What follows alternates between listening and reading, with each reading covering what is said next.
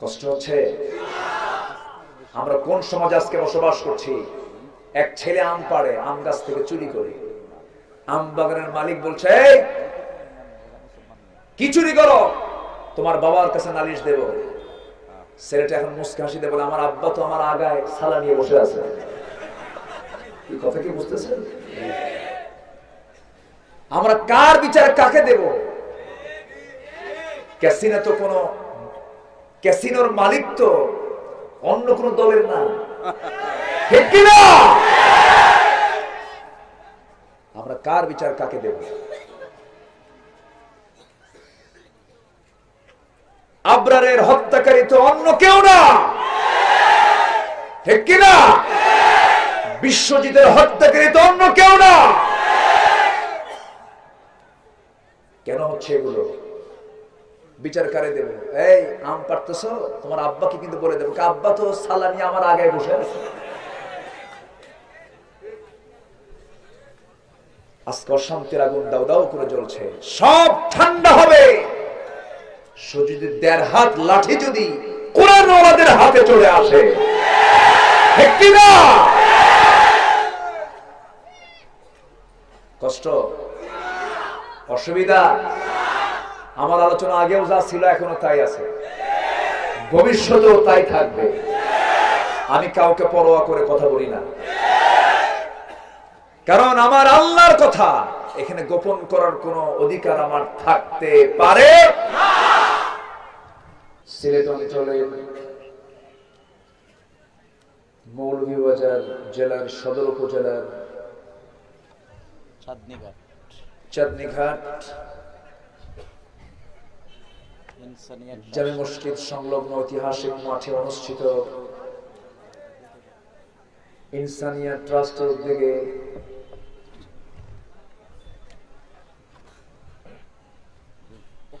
আজকের এই মহৎ আয়োজন, ঐতিহাসিক তাফসীরুল কোরআন মাহফিল 2019। আপনার গ্যাসে গোটা দেশ চলে, আপনার চা দিয়া গোটা দুনিয়া চলে। বিশেষ করে আমাদের চা তো বেশি লাগে, আমাদের কণ্ঠের জন্য চার দরকার, আর চা খাইতে গেলে সিলেটের কথা মনে হয়। গোটা মৌলভীবাজারে রয়েছে 92টি চা বাগান। সম্মানিত ভাইয়েরা, শুধু চাপা চলতেছে, চাপা। কার চাপা কেমন, ঠিক কিনা?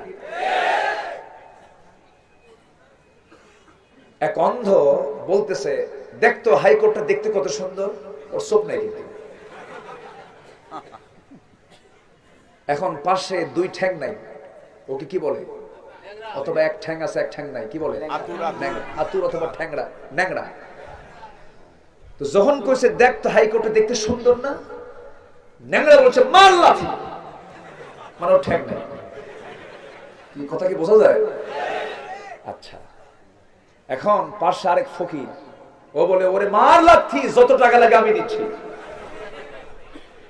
মানে ভিত্তি কারোই নাই, চাপা ঠিক আছে, ঠিক কিনা? সম্মানিত ভাইয়েরা, ভিত্তি হবে ঈমান। ভিত্তি কি হবে? আমাদের সবার ভিত্তি কি? ঈমান আছে, ভিত আছে। ঈমান নাই কিচ্ছু না। যার ঈমান নাই তার শক্তিও নাই, যার ঈমান আছে তার শক্তি আছে। আমার বন্ধুগণ, একটু কান লাগান, মনোযোগ দিয়ে শোনার চেষ্টা করি। আল্লাহ বলছেন, বান্দারে তুই যত বড় গুনাহগার হস না কেন, যত বড় পাপিষ্ঠ হস না কেন, আমার কাছে একটু ফিরে আয়, আমার দিকে ফিরে আয়, আমার দিকে প্রত্যাবর্তন কর, আমার দিকে মুখটা ফিরাইয়া নিয়ে তোর চেহারাটা আমার মুখী করে দে। তোর যত বড় গুনাহ হোক না কেন, আমি তোর সমস্ত গুনাহগুলোকে মাফ করে দেব। মাফ করার জন্য আছেন কে? আল্লাহ মাফ করার জন্য আছেন। কিন্তু আমরা তো মাফ চাইতে জানি না, কেমন করে মাফ চাবো আমরা বলতেও পারি না। আল্লাহ বলছেন সুন্দর করে সূরা মারিয়াম, সূরা মারিয়াম পুরুষের সূরা না মহিলার সূরা? এই মহিলার বাড়ি কোথায়? কি রাজনগর নাকি বাইতুল মুকাদ্দাস ফিলিস্তিন। বলি আলহামদুলিল্লাহ, বলেন আলহামদুলিল্লাহ। মারিয়াম নামে কিন্তু রাজনগরও আছে মহিলা, আছে আছে না? আচ্ছা, মারিয়াম নামে কোন দেশে নাই? সব দেশে তার নামের নাম আছে, কারণ মারিয়াম তেমন একজন অনুকরণীয় নারী যার জীবনে এত বড় আস্থা আল্লাহর প্রতি ছিল, যাকে আল্লাহ রাব্বুল আলামিন দুনিয়াতে বসেই জান্নাতের খাবার খাইয়ে দিয়েছেন। দুনিয়াতে বসেই জান্নাতের খাবার খেয়েছিলেন। কেমনে খেলেন তিনি? জাকারিয়া আলাইহিস সালাতু ওয়াস সালাম তার দায়িত্বে ছিলেন, খালু ছিলেন তিনি। 3টা দিন তিনি যেতে পারেন নাই তার ঘরে। 3 দিন পর তালাবদ্ধ দরজা তালা মুক্ত করলেন, ঘরের মধ্যে ঢুকলেন। হঠাৎ করে তার মনে হয়ে গেল, সামনে গিয়ে দেখেন সম্পূর্ণ বিপরীত হয়ে গেছে। 3 দিন তিনি যান নাই ঠিক, কিন্তু তার সামনে অসময়কালীন ফলমূলগুলো, যে সময় ওই ফলগুলো কোথাও পাওয়া যায় না। বলা হলো, মারিয়াম আন্না লাকি হাদা, হে মারিয়াম তুমি এগুলো কোথা থেকে পেয়েছো? তিনি মুস্কি হাসি মেরে বললেন, খালু ক্বালাত হুয়া মিন ইনদিল্লাহ, আল্লাহর পক্ষ থেকে আল্লাহ পাক এগুলো আমার জন্য উপহার স্বরূপ দিয়ে দিয়েছেন। ঈমান আছে না নাই? ঈমান আছে না নাই? ঈমান থাকলে কি পেঁয়াজের দাম 300?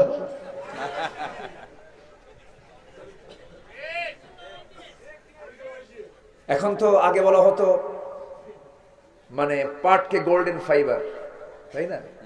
এখন হয়ে গেছে কি পেঁয়াজি ফাইবার হয়ে গেছে, পেঁয়াজ ফাইবার, সোনালী পেঁয়াজ হয়ে গেছে এখন। এত দাম, কারো বাড়িতে আপেল না নিয়ে যদি আপনি পেঁয়াজ নেন খুশি হবে বেশি। Golden onion, golden onion. কোথায় আছে আমরা? প্রেজেন্ট ওয়ার্ল্ডে এশিয়ার উন্নত দেশ হচ্ছে জাপান। জাপানে এখন পেঁয়াজের বাজার হলো 38 টাকা, আর আমরা কত উন্নত হয়েছি, 250-300 টাকা পর্যন্ত খাই মাঝে মাঝে। আমাদের আমাদের কত ডেভেলপ হয়েছে, আমাদের ক্রয় ক্ষমতা বেড়ে গেছে। পেঁয়াজ যদি 300 হয় কম কথা। আগে চাচা পেঁয়াজ, আগে চাচি আম্মা পেঁয়াজ কুটতে নিয়ে চোখে পানি আসতো, চাচি আম্মার চোখে, আর এখন চাচা পেঁয়াজ কিনতে চোখে পানি আসে। কিনবো কেন? এই যে প্রবলেম গুলো, এই প্রবলেমের সমাধান অবশ্যই কোরআনে আছে না নাই? আসতে বলবেন না, আছে না নাই? অতএব সকল বিধান বাতিল করো, কোরআনের বিধান জারি করো,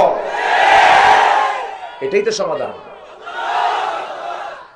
এটাই সমাধান, এছাড়া কোনো সমাধান নাই। আমার বডি কার বিধানে চলে? কার নিয়মে চলে? আমার হাত কার নিয়মে চলে? আমার পালস কার নিয়মে চলে? আমার হার্ট নিয়ন্ত্রণ করেন কে?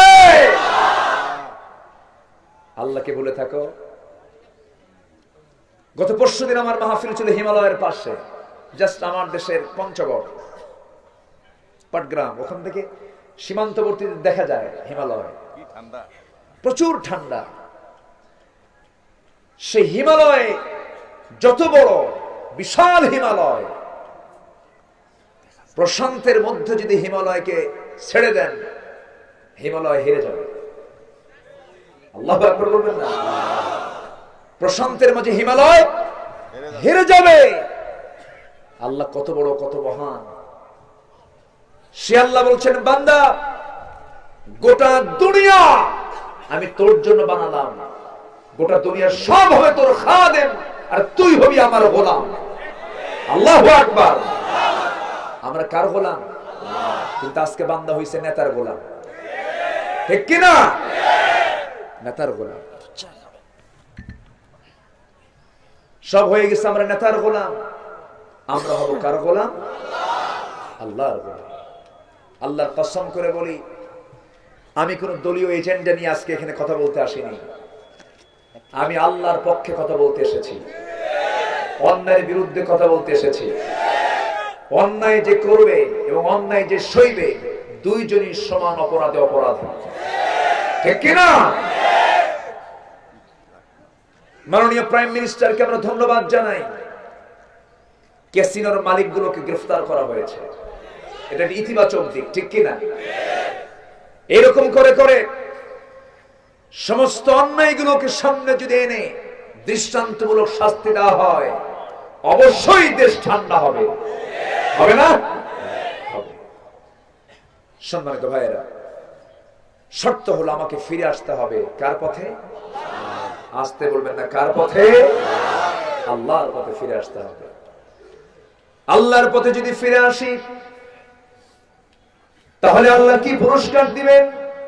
আল্লাহ সুন্দর করে সূরা মারইয়ামের ৬০ নম্বর আয়াতে বলছেন, ইল্লা মান তাবা ওয়া আমানা ওয়া আমিলা সালিহান ফাউলাইকা ইয়াদখুলুনাল জান্নাতা ওয়া লা ইউযলামুনা শাইআ।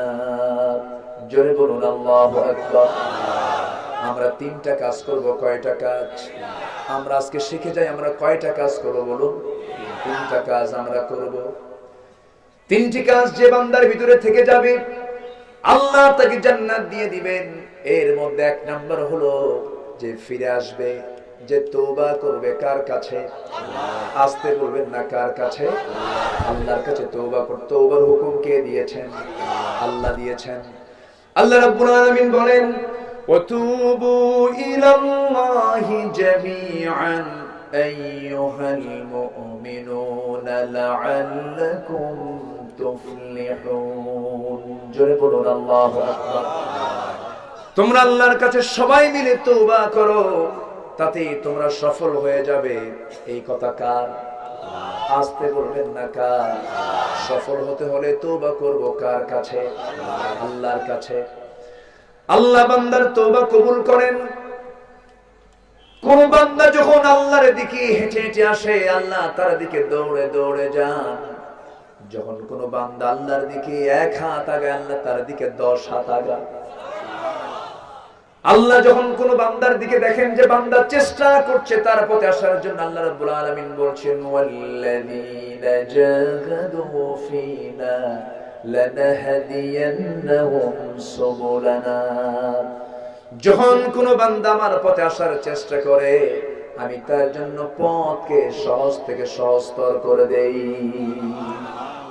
আমার ভাইয়েরা, এই জন্য আমরা চেষ্টা করব আল্লাহর পথে আসার জন্য। সহজ করে দিবেন কে? আমাদের সবার জীবনে ভুল আছে না নাই? পাপ আছে না নাই? অনেকে চুপ করে আছেন, মনে হয় জীবনে পাপ করি নাই। পাপ আছে না নাই? পাপ যার আছে মাফও তার আছে। ফেরেশতার পাপও নাই, মাফও নাই। বান্দার তো পাপ হয়ে যায় হঠাৎ করে। রাস্তায় চলতে নিয়ে সুন্দরী মেয়ে চোখে পড়লো, ইয়াং ছেলে হঠাৎ করে নজরে চলে গেল। কিন্তু ওই ইয়াং ছেলেটা হঠাৎ করে আবার পরক্ষণে ভাবলো, না না, চরম ভুল করে ফেলেছি, সেজদায় পড়ে কাঁদলো। আল্লাহ অবশ্যই তারে মাফ করে দিবে। জোরে বলি সুবহানাল্লাহ। এখন তো রাস্তায় মেয়ে মানুষ দেখা যায় না, নাকি? দেখা যায়? আগের চেয়ে কম না বেশি? আগের চেয়ে কম না বেশি? তাদের গায়ে কি অধিকাংশ পর্দা আছে? বোরকা আছে?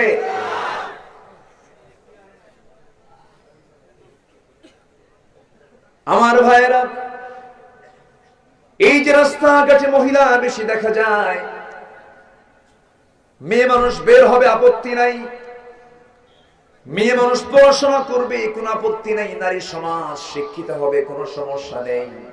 কিন্তু নারী জাতিকে আল্লাহ রাব্বুল আলামিন বলছেন, ও নারীরা, আমি তোমাদেরকে যেমন করে বানিয়েছি, তোমাদের সতর হলো মাথা থেকে পা পর্যন্ত, তোমাদের সতর সব ঢেকে তোমরা বের হয়ে যাবে। সম্ভ্রান্ত নারীর পরিচয় দিয়ে তোমরা বাইরে বের হবে। কিন্তু আজকে মেয়েরা যখন সমাজে আমরা দেখতে পাই, আজকের সমাজের অংশ মহিলারা যখন বাইরে বের হয়, পর্দার কোনো গন্ধ আছে নাকি? বিয়ের দিন তোমার মনে হয় পর্দা টর্দা আছে? বিয়ের দিন আরো কম না আরো বেশি? পর্দার গন্ধই নাই। ঈদের দিন পর্দার গন্ধই নাই।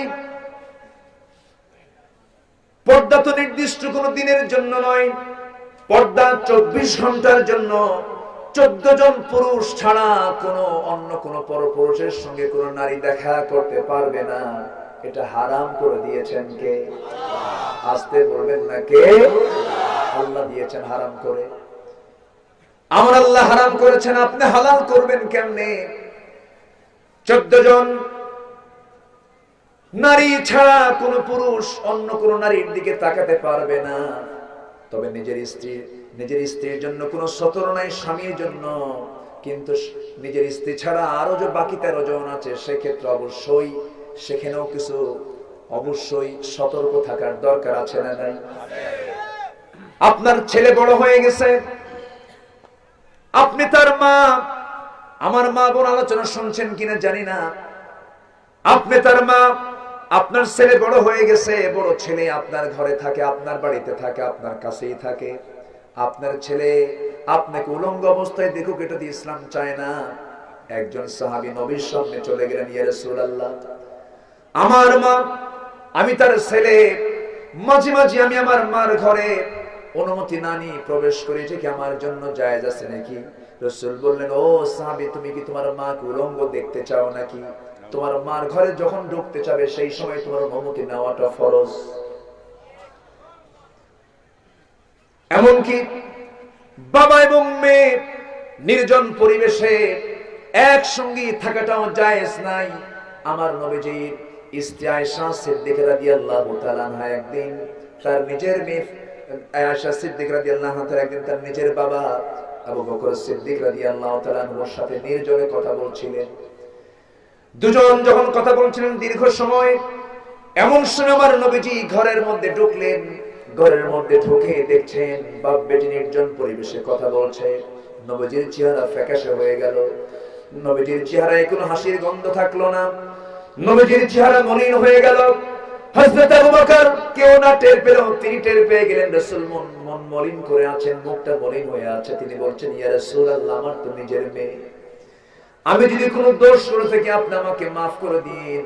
রাসূল বলছেন, ও আবু বকর, আমি তোমার প্রতি মনক্ষুণ্ণ হই নাই, কিন্তু তোমরা যখন দুজন নির্জন পরিবেশে দুজন যখন গল্প করছিলে, তখন আমি লক্ষ্য করে দেখি মাঝখানে শয়তান ওয়াসওয়াসা দেওয়ার জন্য বসে আছে।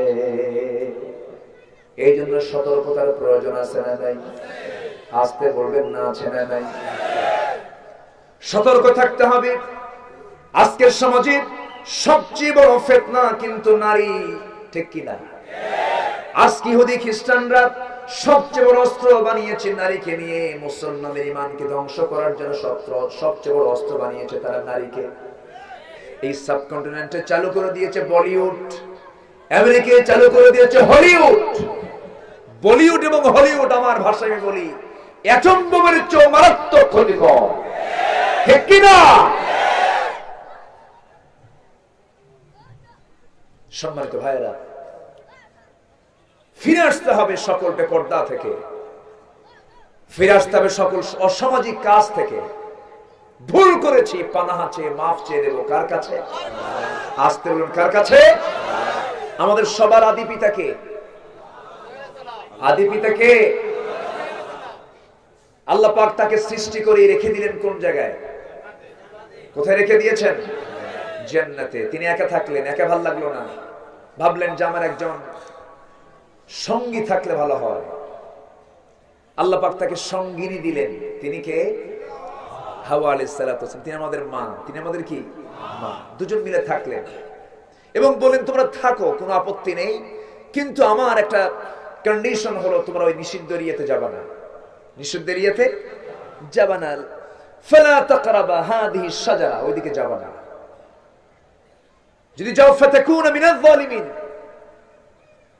জালিমদের অন্তর্ভুক্ত হয়ে যাবে, ওইদিকে যাবে না। ফাযাল্লাহুমা শাইতান, শয়তান পদস্খলন ঘটায় দিবে। ফাওয়াসওয়াসা লাহুমা, দুজনকে ওয়াসওয়াসা দিবে, একজন না দুজন। ফাওয়াসওয়াসা লাহুমা, দুজনকে ওয়াসওয়াসা দিয়ে ফেললো, আর হলো না। জান্নাতের পোশাক খুলে গেল। এতবার ঢাকার চেষ্টা করেন, জান্নাতের পোশাক আর থাকে না। জান্নাতের ডালপাল দিয়ে বারবার চেষ্টা করছেন, হচ্ছে না। শেষ পর্যন্ত আল্লাহ বললেন, আদমরে আর হবে না। আমার সিদ্ধান্ত পাকাপোক্ত হয়ে গেল, যাও, দুজনকেই পাঠিয়ে দিলাম। কুলনা হাবিতু মিনহা জামিআন ফাইম্মা يأتينكم مني هدى فمن تبع هداي فلا خوف عليهم ولا هم يحزنون জোরে বলুন আল্লাহু আকবার। দুজনকে নেমে দেওয়া হলো, দুনিয়াতে পাঠানো হলো। একজন পড়লেন এক জায়গায়, আরেকজন পড়লেন ভিন্ন জায়গায়।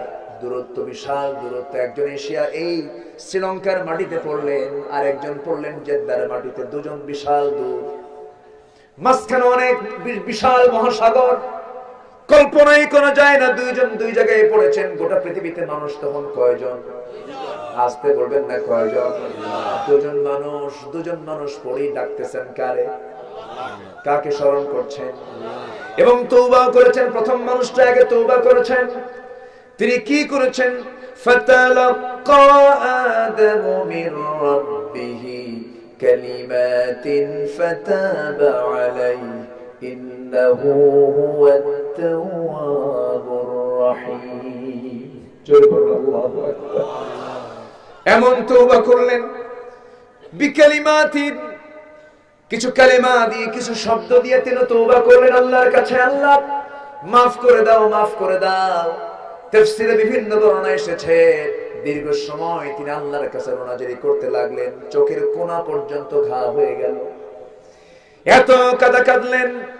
একটা দোয়া আছে, যে দোয়াটা সবার ঘরের দোয়া, মুখের দোয়া, ঠোঁটের দোয়া। সবাই বলুন, রব্বানা যালামনা আনফুসানা ওয়া ইল্লাম তাগফির লানা ওয়া তারহামনা লানাকুনান্না মিনাল খাসিরিন।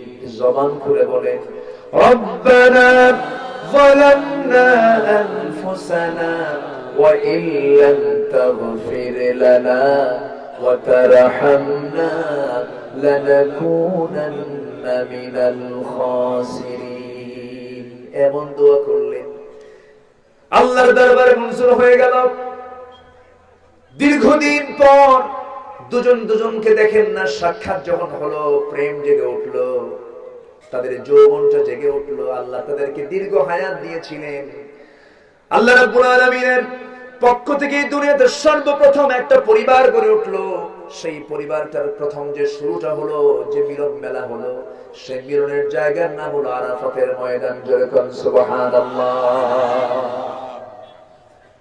আমার ভাইয়েরা, তওবার কারণে কিন্তু হয়েছে তিনটা আমল। কয়টা আমল? এক নাম্বার আমি ফাইন্ড আউট করলাম, তিনটা আমলের এক নাম্বার আমল হলো আমরা ফিরে আসবো, তওবা করব, মাফ চেয়ে নেব। কার কাছে? আসতে বলবেন না, কার কাছে? আল্লাহর কাছে। তওবা করব আমরা এমনি না, খালিস নিয়তে। মাহফিল আসে তওবা করে যায়, আসেন এরকম? মাহফিল আসে, হুজুর তওবা পড়ায় দেয়, যায় মদের বোতল নিয়ে টানে, এরকম আসে না? বলেন। সবে কদরের রাত্রিতে কিছু হুজুর আছে, দেখবেন এমন দোয়া করে জান্নাত পার করে জাহান্নামে পাঠায় দেয়, এরকম আছে না? আমার ভাইয়েরা, জান্নাতে তো সহজ নয়। জান্নাত প্রাপ্তি, জান্নাতের বড় একটা নিয়ামত পাওয়ার জন্য অবশ্যই পরীক্ষা দিয়ে জান্নাত পেতে হবে। এমন কোন নবী নাই যে নবীর পরীক্ষা ছিল না। এমন কোন ইমানদার নেই যে ইমানদারের পরীক্ষা নাই। ইমান যার আছে পরীক্ষা তার আছে, ইমান যার নাই পরীক্ষা তার নাই। ঠিক কি না? আমার ভাইয়েরা, এই জন্য আমরা ফিরে আসবো। দু একজন করে লোক উঠতেছে, কি করবো আমি বলেন তো? ওই যে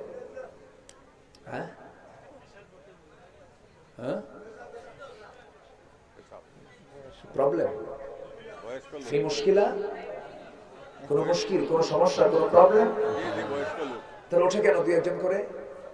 এতগুলো মানুষের ভিতর থেকে উঠে আপনি যাচ্ছেন, আপনার হাঁটুর বাড়ি লাগতেছে মানুষের মুখে, এটা কেমন কথা? আমরা শেষ তক থাকবো, রাজি আছি না ইনশাআল্লাহ? জোরে বলি ইনশাআল্লাহ। কেউ নড়বেন না। ওয়াজ আগে না ধৈর্য আগে? ওয়াজ আগে না ধৈর্য আগে? বসেছি ধৈর্য নিয়ে বসবো আমরা। নামাজ আগে না ধৈর্য আগে? ধৈর্য আগে। দেখবেন নামাজ পড়তে নিয়ে কিছু লোক এত তাড়াতাড়ি করে মনে হয় বাড়িতে বউ বসে, এরকম আছে না? রুকুতে যায় ভাবে খামাখা সেজদায় যেতে হবে, দাঁড়ানোর আবার কি দরকার, রুকু থেকে সেজদা মারে। তাহলে রব্বানা লাকাল হামদ গেল কই? আল্লাহ নিজেই বলুক নাকি? আল্লাহর দায়িত্ব দিয়ে ফেরেশতার দায়িত্ব দিয়ে দেয়, রুকু থেকে সেজদা মারে। এত জোরে নামাজ পড়ে শয়তানকে আমিও বুঝি নাই। ওই নামাজ আল্লাহর দরবারে মঞ্জুর হবে। নামাজের রাকাত বেশি করার দরকার নাই, 50-100 রাকাত পড়ার দরকার নাই, 2 রাকাত পড়ুন, ভালো করে বলুন, আরশ আজিমে পৌঁছে যাবে। ঠিক কি না? রুকুতে যতক্ষণ দাঁড়িয়েছি, সিজদায় যতক্ষণ থেমেছি, সামি আল্লাহু লিমান হামিদা পড়ে দাঁড়ায়া অতক্ষণ পর্যন্ত দোয়া পড়া সম্ভব। এক সিজদা দিয়ে আরেক সিজদা দেবের মাঝখানে বসে এত লম্বা দোয়া আছে, ওই সিজদায় যতক্ষণ বসে থাকো ততক্ষণ। এরকম দোয়া আছে না নাই? আপনাদের দোয়া আল্লাহ পাক আমাকে এবার খানায় কাবার মেহমান বানিয়েছিলেন, গিয়েছিলাম সস্ত্রীক এবং আব্বা আম্মা সহ গিয়েছিলাম। মক্কায় ছিলাম, মক্কা থেকে মদিনায় 8 দিন ছিলাম। কাবা শরীফের ইমাম 90 বছরের যুবক নাকি 90 বছরের বৃদ্ধ মানুষ, উনি ফজর নামাজ পড়ালেন কয়েকদিন, আমি তার পিছনে নামাজ পড়েছি। একদিন ফজরের নামাজ তিনি পড়ালেন, 2 রাকাত নামাজ শেষ হতে সময় নিলেন 29 মিনিট। কত মিনিট? 29 মিনিট সময় নিয়েছেন। আর আমার দেশের যদি কোন মসজিদের যে কোনো ইমাম যদি একদিন ফজরের নামাজ যদি 2 রাকাত পড়াতে সময় নেন 29 মিনিট, নামাজও শেষ, চাকরিও শেষ। ঠিক কিনা? হুজুর নামাজ শেষ হয়েছে তো, আপনার তো কোনো কাম নাই, যার নাই কোনো গতি সে করে ইমামতি, আপনি টোপলা বাঁধবেন, বিদায় নেন। ঠিক কিনা? কিন্তু নামাজ আমরা পড়বো তাড়াতাড়ি না আস্তে আস্তে? তাড়াতাড়ি না আস্তে আস্তে? দ্রুত না ধীরে ধীরে? ধীরে ধীরে। ভাবতে হবে যে আমার সামনে কে আছেন, আস্তে বলবেন না কে আছেন, এমন করে নামাজ আমরা পড়বো। জোরে বলি ইনশাআল্লাহ। জিহাদের ময়দানে গিয়ে সাহাবায়ে কেরাম কি নামাজ পড়েছেন, আল্লাহু আকবার। জিহাদের ময়দান, রাত্রিবেলা শত্রু আক্রমণ করতে পারে, সীমানার পাহাড়ায় দিয়েছেন 2 জন সাহাবীকে, বলেন আব্বাদ এবং আম্মার, এই 2 জন তোমরা ঘুম না পেরে 2 জন পাহারা দিবা, শত্রু যেন আক্রমণ না করে। 2 জন দাঁড়ায় গেলেন। হঠাৎ করে আম্মার বিন ইয়াসির রাদিয়াল্লাহু আনহু বলছেন, ভাই আব্বাদ আমার ঘুম লাগছে, আমি একটু ঘুমাই, তুমি একটু পাহারা দাও। কাচ্ছা নিঝুম রাত্রি, অন্ধকার, কিসকিসে রাত, ঘোর অমানিসা, কেউ নাই চতুর্দিকে। ভাবলেন মানে জেগে থাকা সাহাবী আব্বাদ ভাবলেন খামাকা দাঁড়ায় থেকে লাভ কি, শেষ রাত, উযু বানাই নামাজে দাঁড়ায়। সুবহানাল্লাহ বলবেন না? উযু বানিয়েছেন, নামাজে দাঁড়ায় গেছে। নামাজ যখন শুরু করেছেন, চতুর্দিকে কেউ নাই, কিন্তু তিনি মনে করছেন আমার সাথে কে আছেন। নামাজে দাঁড়ায় গেছেন, কিন্তু শত্রুপক্ষ টের পেয়ে গেছে দূর থেকে কে যেন দাঁড়ানো সামনে। শত্রুপক্ষের পক্ষ থেকে একটা তীর তাকে বরাবর মারা হলো। আব্বাদের বুকেও লাগলো না, পিঠেও লাগলো না, হাতেও লাগলো না, ডান পায়ের উরুতে লেগে গেল। উরুর মধ্যে একটা তীর ঢুকে গেল। হযরত আব্বাদের নামাজ বন্ধ হয় না, আরেকটা তীর এসে বাম পায়ে লেগে গেল। এবারে তিনি রুকু করছেন, সিজদা করছেন। এবারে দ্বিতীয় রাকাতে আবার সেই অবস্থায় তিনি নামাজ আদায় করছেন। ঘুমন্ত সাহাবীর ঘুম ভেঙে গেল। জায়গা পায়ে দেখেন সাহাবীর 2টা পায়ে তীরবিদ্ধ হয়ে আছে। বলছেন, আব্বা তুমি কি করছো, শত্রু তো তোমাকে আক্রমণ করে বসেছে। কোনো কথা না বলে সালাম ফিরলেন। সালাম ফিরার পরে বলছেন, ভাই আম্মার আমি জানি নামাজের মধ্যে শত্রু আমাকে অ্যাটাক করে ফেলেছে, তুমিও ঘুমিয়ে আছো, কিন্তু আমি নামাজে এত মজা পাচ্ছিলাম যেন আমি আল্লাহর সঙ্গে দিদারে মিলে গেছি। আর একটা মশা কামড় মারলে এমন জোরে থাপ্পড় মারে মসজিদ টের পায়। আছে না এরকম? আছে না? আমি আজকে এই বিষয়টা টানার কারণ কি জানেন? আমি যখন এয়ারপোর্ট থেকে, আমার গতকালকে প্রোগ্রাম ছিল কুষ্টিয়া, আগামীকালকে আমার দুপুরবেলা মাহফিল আছে দিনাজপুরের হিলিতে, খুব একটা বেশি দূরে না তো নাকি, তাও কিন্তু দিনের বেলা। আবার আমি কেমনে যে আজকে এখানে এসেছি, আমারে মোহন ভাই ছিনতাই করে নিয়ে চলে আসছে। আমি এখন ছিনতাই হব। আপনাদের চাঁদমাখা মুখ দেখতে পেলাম, বলি আলহামদুলিল্লাহ। আপনারা খুশি হয়েছেন তো? আজকে এবছরে আমি এটাই ফার্স্ট, আজকে আমার সিলেট অঞ্চলের ফার্স্ট সফর। আরো আসবো, আরো সামনে আমার সফর আছে, আমি আসবো। জোরে বলি ইনশাআল্লাহ। সিলেটে না আসলে ইসলামের মজা বোঝা যায় না।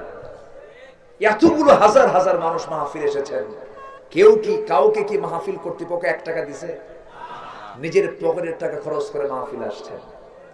আবার মাহফিল কমিটিকে গভর্নমেন্ট কিছু দেয়নি, নিজের পকেটের টাকা খরচ করে তারা মাহফিল পরিচালনা করছে। তো সবাই চালাচ্ছে জনগণ, কিন্তু মাহফিলে বাধা দিল কারা? বাধা দেয় কারা? এরকম কিছু চক্র আছে না নাই? আসতে বলবেন না, আছে না নাই? যারা কোরআনকে অচল করতে চায় তারা একদিন অচল হয়ে যাবে মুসলমান।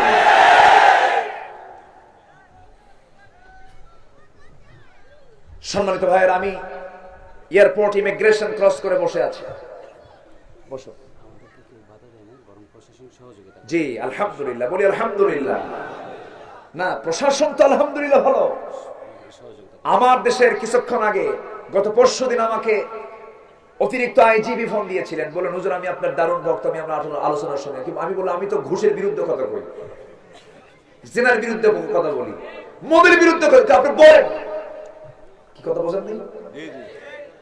আমার দেশের পুলিশ, আমার দেশের বিজিবি, আমার দেশের সেনাবাহিনী জীবন দিয়ে দেশকে ভালোবাসে তারা, কিন্তু তাদের কান ভারী করে দেওয়ার মতো কিছু মানুষ আছে না নাই? আসতে বলবেন না, আছে না নাই? আছে। আমরা মাহফিল কমিটিকে ধন্যবাদ জানাই এবং প্রশাসনকে ধন্যবাদ জানাই, তারা এত সুন্দর একটা আয়োজনের জন্য তারা সাথে সমর্থন দিয়ে মাহফিলকে বাস্তবায়নের উদ্যোগ নিয়েছে। আল্লাহ তুমি কবুল করো। জোরে বলি আমিন, আরো জোরে আমিন। আমরা গোটা মৌলভীবাজারের প্রশাসনকে আমরা ধন্যবাদ জানাচ্ছি। মাহফিল এটা শুরু হয়েছে, আগামীতেও হবে, হবে না? জোরে বলি ইনশাআল্লাহ, জোরে বলি ইনশাআল্লাহ। 35 বছর এই মাঠে হচ্ছে, এবার একটু ভিন্ন আঙ্গিকে হচ্ছে। আলহামদুলিল্লাহ, আলহামদুলিল্লাহ, বলি আলহামদুলিল্লাহ, জোরে বলি আলহামদুলিল্লাহ। আজকে অনেক কথা আছে, প্রাণ খুলে বলবো, কারো কোনো আপত্তি নাই তো? জোরে বলি ইনশাআল্লাহ। মোহন ভাই বসুন। মোহন ভাই কোথায়? হ্যাঁ বসে পড়ুন, কোনো সমস্যা নেই, নো প্রবলেম। বাঁচবো যতক্ষণ সিংহের মতো গর্জন দিয়ে, ঠিক কিনা? ভয় পাবো কাকে?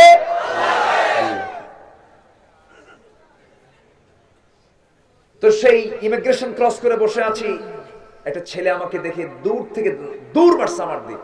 ভাবলাম কি আমার ঘুষি ঘুষি মারে নাকি? দূর মেরে এসে আমার জড়ায় ধরে বলে, হুজুর আমি আপনার ব্লাইন্ড সাপোর্টার, আমি আপনাকে খুব ভালোবাসি। বললাম ফজর পড়ছেন না? কি কথা কি বুঝলেন? আমার খুব ভালোবাসে, ফজর পড়ছেন না? আরেকজন এরকম ওটা মনে হয় সুনামগঞ্জের এক ছেলে, আস্তে আস্তে করে আমার সামনে এসে দাঁড়ায় বলছে, হুজুর আমি আপনার খুব ভক্ত, একটা বিষয় বলবো কি? আপনি যাচ্ছেন মনে হয় ওয়াজে, একটু বলবেন ওয়াজের ভিতরে আমাদের অঞ্চলের ভাইদের নামাজের যে হাল, এটা ভালো না, একটু ওয়াজ করেন তো, এই ব্যাপারে একটু কিছু কথা বলবেন। ওর কথা মনে হচ্ছে আর ওয়াজগুলো করতেছে, দরকার আছে না? একটু দরকার আছে না? যার নামাজ যত সুন্দর হবে তার ঈমান তত মজবুত হবে, ঠিক কি না? আমরা নামাজে বেখেয়াল, সবাই নামাজ পড়বো, সবাই কি নামাজ পড়তে রাজি আছেন? কয় ওয়াক্ত নামাজ? একটু হাত তুলে দেখান তো দেখি, জোরে বলি ইয়া আল্লাহ, ইয়া রহমান, ইয়া রহিম। আমাদেরকে 5 ওয়াক্ত সালাত আদায় করার তৌফিক তুমি আল্লাহ দিয়ে দাও। জোরে বলি আমিন, আরো জোরে আমিন। হাত নামান। সম্মানিত ভাইয়েরা, সে আব্বাদ নামাজে দাঁড়ান, নামাজ শেষ করে বলেন, ভাই নামাজে আমি এত মজা পাচ্ছিলাম যেন আমার আল্লাহর সামনে আছে। সুবহানাল্লাহ। এবার তিনি বলছেন, শোনেন আমার ভাই আম্মার, শুধু তাই নয়, নামাজ যখন পড়ছিলাম তখন মনে হলো দুইটা তীর দুইটা পায়ে লাগলো, আর একটা তীর যদি দুইটা পায়ে না লেগে যদি আমার বুকে লেগে যেত, বুক ভেদ করে তীর বের হয়ে যেত, আমি রক্তমাখা দেহ নিয়ে আল্লাহর সামনে শহীদের কাতারে হাজির হয়ে যেতাম। জোরে বলুন সুবহানাল্লাহ।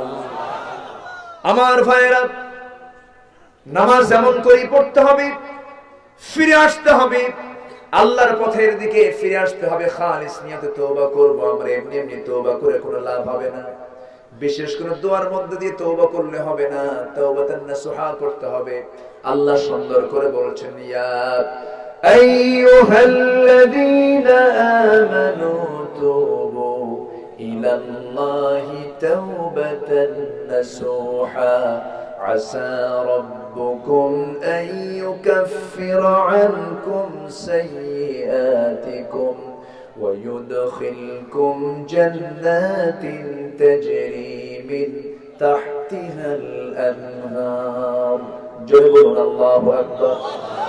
সূরা তাহরীম ৮ নম্বর আয়াতে বলছেন, হে ইমানদারেরা, তোমরা তাওবাতান নাসুহা করো, যেমন করে তওবা করা দরকার তেমন করে তোমরা তওবা করো। তওবা করলে কি হবে? আল্লাহ তোমাদের সকল গুনাহগুলোকে maaf করে এমন জান্নাত দিবেন যে জান্নাতের নিচ দিয়া নহর বহমান থাকবে। জোরে বলি সুবহানাল্লাহ। চারটা নহর। কয়টা নহর?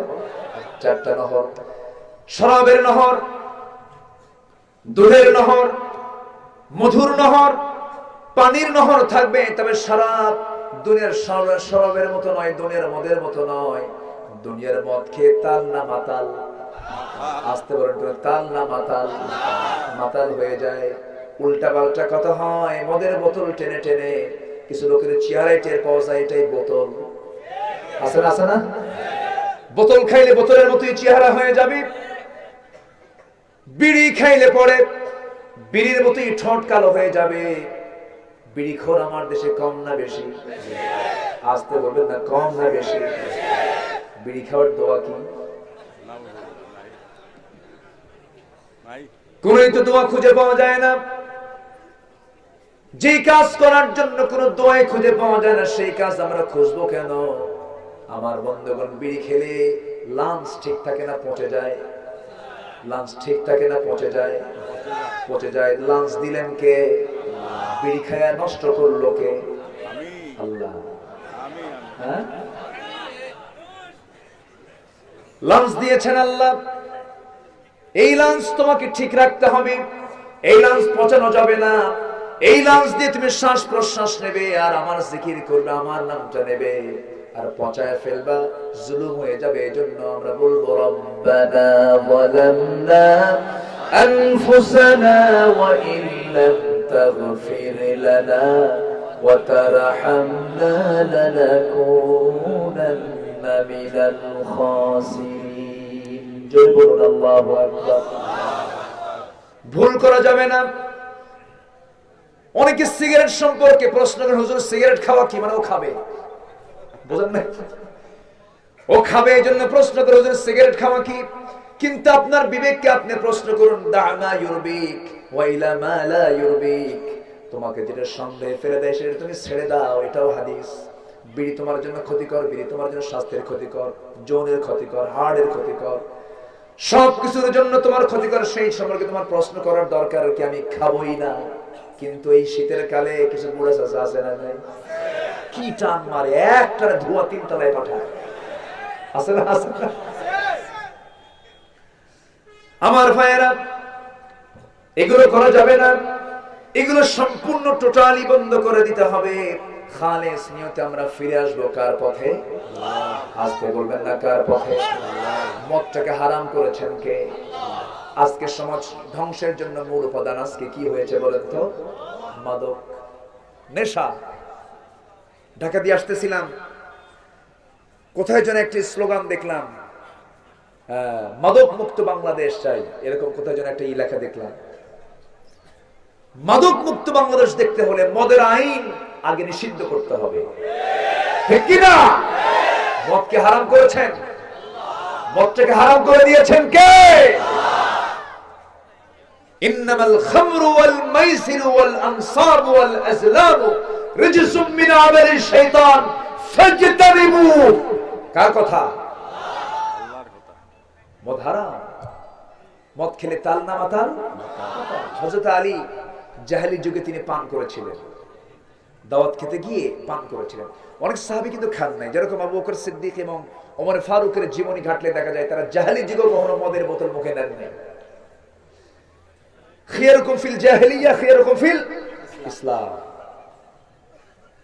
কিন্তু হযরত আলী রাদিয়াল্লাহু তাআলা একদিন কোন একটা ভোজনে যাওয়ার পরে, দাওয়াতি কাজে যাওয়ার পরে খাওয়া শেষে তিনি শরাব পান করলেন, নামাজে দাঁড়ালেন, নামাজে শুরু হয়ে গেছে গন্ডগোল। সূরা কাফিরুন পড়তে নিয়ে সব আয়াতে লা বাদ দিয়ে দিয়েছেন। কুল ইয়া আইয়ুহাল কাফিরুন লা আ'বুদু মা তা'বুদুন। এখানে লা বাদ দিয়ে বলছেন কুল ইয়া আইয়ুহাল কাফিরুন আ'বুদু মা তা'বুদুন। হইছে নাকি? না। নামাজ উল্টা পাল্টা হয়ে গেছে। নবীর কাছে রিপোর্ট চলে গেল চূড়ান্ত আকারে। আল্লাহ পাক অনেক পরে দিয়েছেন, মাঝখানে একটা আয়াত নাযিল হলো লা তাকরাবুস সালাহ ওয়া আনতুম সুকারা। নেশাগ্রস্ত অবস্থায় তোমরা নামাজে দাঁড়িও না। এটাকে অনেকে দলিল হিসেবে গ্রহণ করেন যে নামাজে আমরা খাবো না, অন্য সময় খাবো। বুঝেন নাই? মানে তো শয়তানের তো অভাব নাই, এরকম কিছু আছে না নাই? কোন নারীর দিকে যদি কোনো পুরুষ তাকায়, প্রথমবার আল্লাহ পাক মাফ করে দেন। হঠাৎ করে নজর পড়ছে, আল্লাহ পাক মাফ করে দিবেন। মাফ করার জন্য কে আছেন? হঠাৎ নজর, এটা হচ্ছে হঠাৎ করে দেখা, আল্লাহ পাক গুনাহ লিখবেন না। দ্বিতীয়বার যখন দেখবো তখন কি এটাই অনিচ্ছাই হলো না ইচ্ছাই হলো? তখন গুনাহ আছে না নাই? এক যুবক অনেকদিন আগে এক মাহফিলের সামনে থেকে বলে, হুজুর তাহলে একবার দেখা যেহেতু জায়েজ আছে, এক চোটে এক ঘন্টা এক তালে।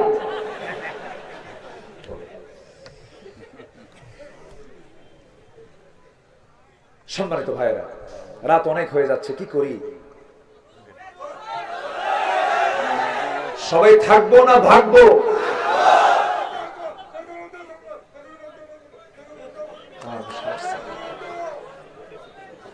একজন বলল ফজর পর্যন্ত থাকবেন। সবাই ফজর পর্যন্ত থাকবেন? আচ্ছা থাকবেন, আমি যাব। আমার তার কাফন দাফন ফজর পর্যন্ত যদি হয় তাহলে আমার কাফন দাফন শুনতে হবে। এতক্ষণ কথা বলা যায়? আবেগ সেতু হঠাৎ আগুন, একটু তাপে জ্বলবে দ্বিগুণ। বসুন সবাই, আর কিছু সময় আমি কথা বলবো। কয়টা আমল করলে জান্নাত? মনে আছে সবার? কয়টা আমল করলে জান্নাত? 3টা আমল। আমরা শিখে যাই। 1 নাম্বার শিখতেছে তওবা। আমরা ফিরে আসবো কার পথে? আল্লাহর পথে। তওবাটা হতে হবে এমনি এমনি না, খালিস নিয়তে। খালিস নিয়তে। সেই তওবাটা করব যে আমরা সেই তওবা করার জন্য সময় নেব না, তাড়াতাড়ি করব। বলেন বলেন, সময় নিবেন মানে ওই যে মানে তওবা করবে কেমন? এই নামাজ পড়ো ভাই, হুজুর শুক্রবার আসুন, এরকম আছে না? আছে না? আছে না? এরকম আছে না? চাচা আপনি দাড়ি রাখেন না কেন? বাবা আমার এখনো মোশন ঠিক আছে, তো একটু বুড়া টুড়া হই এরপরে দাড়ি রাখবো। এরকম আছে না কিছু? বুড়া হলে দাঁড়িয়ে রাখবো, শুক্রবার আসলে পরে দাঁড়িয়ে রাখ, নামাজ পড়বো, এরপরে এই ব্যাংকের চাকরি বাদ দিলে পরে আমি নামাজ ধরবো। এরকম কিছু লোক আছে না নাই বলেন? মানে যে ব্যক্তি বলে শুক্রবার আসুক নামাজ পড়বো, সে আজরাইলের কাছ থেকে ছুটি নিয়ে নিচ্ছে, তুই আজরাইল আসবি না শুক্রবার পর্যন্ত। এরকম কিছু নাকি? তওবা করতে হবে আস্তে আস্তে না তাড়াতাড়ি? তাড়াতাড়ি, খুব দ্রুত, খুব সময় ক্ষেপণ না করে দ্রুত ইমার্জেন্সি তওবা করে নিতে হবে। আল্লাহ রাব্বুল আলামিন বলছেন তোমরা তওবা করো তাড়াতাড়ি। ইন্নামাত তাওবাতু আলাল্লাযীনা আলাল্লাহি লিল্লাযীনা ইয়া'মালুনাস সুআ বিজাহালা ثم يتوبون من قريب فأولئك يتوب الله عليهم وكان الله عليما حكيما। جل بولون الله أكبر। সূরা নিসা আয়াত নাম্বার 17 আল্লাহ রাব্বুল আলামিন বলছেন, শোনো, যদি তোমার কোনো ভুল হয়ে যায় তারা ভুল করে তওবাটা করে নাও, মাফ করবেন কে? আসতে বলবেন না, মাফ করবেন কে? আর মৃত্যু যদি এসে যায় সেই সময় তওবা করে কোনো লাভ হবে না। মৃত্যু এসে গেলে তওবা করে কোনো লাভ হবে না। আল্লাহ রাব্বুল আলামিন বলেন, ওয়ালাইসাতিত তাওবাতু লিল্লাযীনা ইয়া'মালুনাস সাইয়্যাত হাত্তা ইযা হাদারা আহাদাহুমুল মাউত ক্বালা ইন্নী তুবতুল আন ওয়ালাল্লাযীনা ইয়ামুতুনা ওয়া হুম কুফফার উলাইকা আ'তাদনা লাহুম আযাবান আলীমা। জোরে বলুন আল্লাহু আকবার। মৃত্যু এসে গেলে তওবা করে কোনো লাভ হবে না। তাই যদি হতো ফেরাউনও মাপ পেয়ে যেত। ফেরাউন সারা জীবন সে আল্লাহর অস্বীকার করেছে, আল্লাহকে মানে নাই, কিন্তু আল্লাহ ফেরাউনকে ধরেছেন 10 দিন না 1 দিন? আসতে বলবেন না, কয়দিন ধরেছেন? চোরের 10 দিন, মালিকের 1 দিন। সারা জীবন চুরি করেছে ফেরাউন, সারা জীবন তাগুতি করেছে ফেরাউন, সারা জীবন জুলুম করেছে ফেরাউন। আল্লাহ সব দিন ধরেন নাই, আল্লাহ ধরেছেন একটা দিন। তা একটা দিনের একটা মুহূর্ত ধরেছেন। একটা দিন কি ফুল ধরছেন? একটা মুহূর্ত ধরেছেন। ফেরাউন মৃত্যুর কিছুক্ষণ আগেও জানে না এত বিশাল বড় কাণ্ড হয়ে যাবে। মুসা আলাইহিস সালাতু ওয়াস সালামের দেওয়ালে যখন পিঠ থেকে গেল, মুসা আলাইহিস সালাতু ওয়াস সালামকে চতুর্দিকে সেনাবাহিনী দিয়ে ঘেরাও করে যখন মুসাকে যখন দূরের মুখোমুখি করে দিল, ফেরাউন মুস্কি মুস্কি হাসি আর বলে, মুসা পালাবি কই? আল্লাহ কয়, ফেরাউন তুই পালাবি কই? ঠিক কি না? আলেমদেরকে জুলুম করে তোমরা হাসো, আল্লাহ দেখতেছেন। ঠিক কি না? আল্লাহ আছেন না নাই? আছেন। আমার ভাইরা, ফেরাউন কি করলো? ফেরাউন বলছে, ধরো মুসাকে। মুসা বাঁচতে চাইলেন কার কাছে? আসতে বলবেন না, কার কাছে? সঙ্গে সঙ্গে আল্লাহর কাছে বলেন, আল্লাহ আমার তো কোনো উপায় নাই, আমার লোকজন মিলে আমরা মুখোমুখি হয়ে আছি। আল্লাহ বলছেন, মুসা সারা জীবন কাজ করেছো লাঠি দিয়ে, আজকেও তুমি লাঠি দিয়ে কাজ করো। কি করবো? লাঠি দিয়ে পার হবো কেমন? এই ছোট্ট লাঠি দিয়ে দড়িয়ে পার হওয়া যায় নাকি? আল্লাহু আকবার বলবেন। তিনি আল্লাহর সঙ্গে মাঝে মাঝে টক করতেন, কনভারসেশন হতো, কথোপকথন হতো, যা মনে আসতো আল্লাহকে তাই বলতেন। আল্লাহকে মাঝে মাঝে এমন প্রশ্ন করতেন যা সাধারণ প্রশ্ন, একদম সিম্পল প্রশ্ন করতেন। একদিন আল্লাহকে বলছেন, আল্লাহ তোমার কি ঘুম নাই? আল্লাহ বলছেন, ও মুসা তুমি কি একটু বুঝো না আমি ঘুমাই কি ঘুমাই? আল্লাহ বুঝি, কিন্তু আমি 3 রাত না ঘুম পারলে আমার হুঁশ থাকে না, তুমি একটু কি ঘুম পারো না? আবার প্রশ্ন করছেন, আবার প্রশ্ন করছেন। আল্লাহ বলছেন, মুসা রে ঘুম পারে কিনা তোমাকে চেক করবো আমি। কিভাবে চেক করবেন? আপনি আমারে চেক করেন। হাতের মধ্যে গ্লাস ঢুকাইয়া দিলেন, গ্লাসটা হাতের মধ্যে নাও, নিয়েছেন, একটু দাঁড়ায় থাকো, ধরে থাকো, দাঁড়ায় আছেন, ধরে আছেন, মনটা খুব খারাপ। আল্লাহ বলছেন, মুসা তোমার মন খারাপ করে? আল্লাহ আমি একজন নবী, শুধু না আমি একজন রাসূল, তুমি আমাকে গ্লাস ধরার দায়িত্ব দিলা। আল্লাহু আকবার বলবেন না? ওনার ভিতরে স্থিরতা কম ছিল, সঙ্গে সঙ্গে অ্যাকশনে যেতেন, সঙ্গে সঙ্গে প্রতি উত্তর করে ফেলতেন। আল্লাহ বলছেন, ধরেই থাকো তুমি। একটু ধরলেন তিনি, ধরার সঙ্গে সঙ্গে আল্লাহ পাক ঘুমের একটা ভাব তার মধ্যে পয়দা করে দিলেন। সেই ঘুমটা মানুষের চোখে হয় না কানে হয়? আসতে কবে না, চোখে না কানে? কানে হয়। ফাদারাবনা আলা আযানিহিম ফিল কাহফি সিনিনা আদাদা। আল্লাহ বান্দার কানে ঘুম দিয়ে দেন, কারণ চোখে যদি ঘুম হয়, কিছু কিছু লোক আছে চেয়ে থেকে ঘুম পারে, এরকম আছে না? মানুষের চোখে মূলত ঘুম নয়, চামড়াটা নিচের দিকে চলে আসে, কিন্তু কানটা বন্ধ হয়ে যায়। কান যখন বন্ধ হবে, আওয়াজ যখন শুনবে না, তখন তার ঘুমটা হয়ে যাবে।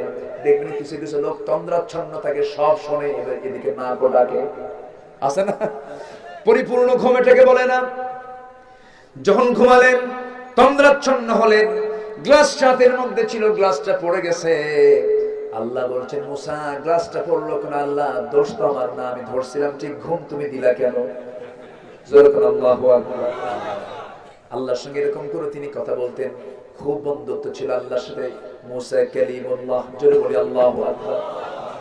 মাঝে মাঝে তিনি আল্লাহকে ধরতেন, বলতেন আল্লাহ তোমাকে আমি দেখব। আল্লাহ বলছেন লান তারানি, আমাকে দেখতে পাবে না। এবার তিনি বলছেন আল্লাহ তাআলা তুমি কথা বলো কেন? কথা বলছেন নাই, তুমি কথা বলবা দেখতে দিবা না, এটা কেমন কথা? তাহলে তুমি কথা বলো দেখা দিবা না, তা হবে না। আল্লাহ বলছেন লান তারানি, কখনো দেখতে পাবে না। আল্লাহ তিনি বলছেন আল্লাহ লান তারানি, তুমি যতবার বলবা আমি দেখার একটু চেষ্টা করব। আল্লাহ বলেন ঠিক আছে মুসা, তুর পাহাড়ে আসো। তুর পাহাড়ের নামটা যখন নিয়েছেন, মুসা মুস্কি মুস্কি হাসেন। আল্লাহ বলছেন মুসা রে, মুস্কি মুস্কি হাসো কেন? আল্লাহ তোমার কারবার দেখে হাসে কেন? আমার বাড়ির ধারে দূরে কত পাহাড়, কোন পাহাড়ের নাম নেই। তুর পাহাড়ের নাম নিলা 800 মাইল দূরে। আমি মুসাও কম না, দৌড় মেরে সেখানে যাব। জোরে করে আল্লাহু আকবার। প্রেম মুজিলে পরে যদি প্রেমিকের বাড়ি দূরেও হয়, দূরে কি মনে হয় দেখছো না? কি জোরে বলে দেখে। আচ্ছা, আলোচনা চালাবো। ওই প্রেমিকা হেরে যাবে, ওই আলিয়া হেরে যাবে, ওই জুলাইখা হেরে যাবে, ওই সুইটি বিউটি সব হেরে যাবে, কিন্তু থেকে যাবেন কে? আসতে বলবেন না, থাকবেন কে? আজ কি মরেন, 3 মাস যেতে না যেতে, 4 মাস যেতে না যেতে আপনার বউ আপনাকে ভুলে যাবে, সন্তান আপনার চেয়ারে বসে যাবে, সম্পত্তি নিয়ে গন্ডগোল লেগে যাবে। ইভেন এমন রেকর্ড আছে, বাবার লাশ সামনে আছে, ভাই ভাই জমার জমি নিয়ে গন্ডগোল লাগছে, আছে না নাই? অতএব সব প্রেম মাইনাস করে দিয়ে আমরা প্রেম করব কার সাথে? আসতে বলবেন না, কার সাথে? আল্লাহর সঙ্গে প্রেম করতে হবে। আল্লাহর সঙ্গে প্রেম যার মধ্যে যাবে, দুনিয়ার কোনো প্রেম তার ভাল লাগবে না। মাল্লাহুল মাওলা ফালাহুল কুল, যে আল্লাহকে পাবে সব সে পেয়ে যাবে। আমরা আল্লাহকে পাওয়ার জন্য চেষ্টা চালাবো, আমরা আল্লাহকে খুঁজে বেড়াবো, আমরা আল্লাহকে চাবো, আমরা আল্লাহর কাছে সবকিছু আমরা সঁপিয়ে দেব। মুসা আলাইহিস সালাতু ওয়াস সালাম দৌড় মেরে মেরে চলে গেছেন তুর পাহাড়ে। গিয়ে যখন দেখতে চাইলেন, পাহাড় পুরো ছাই হয়ে গেছে, সেন্স নাই, সেন্সলেস হয়ে পড়ে গেছেন। আল্লাহ বলছেন মুসা আমারে দেখছো নাকি? আল্লাহ দেখার শখ আর নাই। জোরে করে আল্লাহু আকবার, জোরে করে আল্লাহু আকবার। আর আমার দেশের পীর সাহেব কিছু আছে, ওরা নাকি আল্লাহকে দেখে।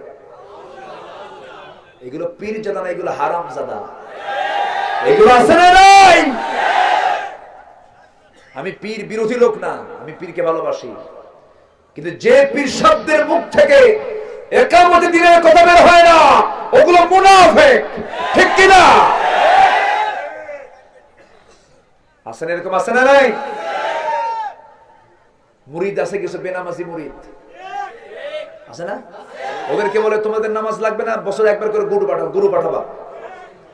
যারা গুরু পাঠায়, যার কাছে পাঠায় ও এক গুরু, যে পাঠায় সে আরেকটা বলদ, ঠিক কি না?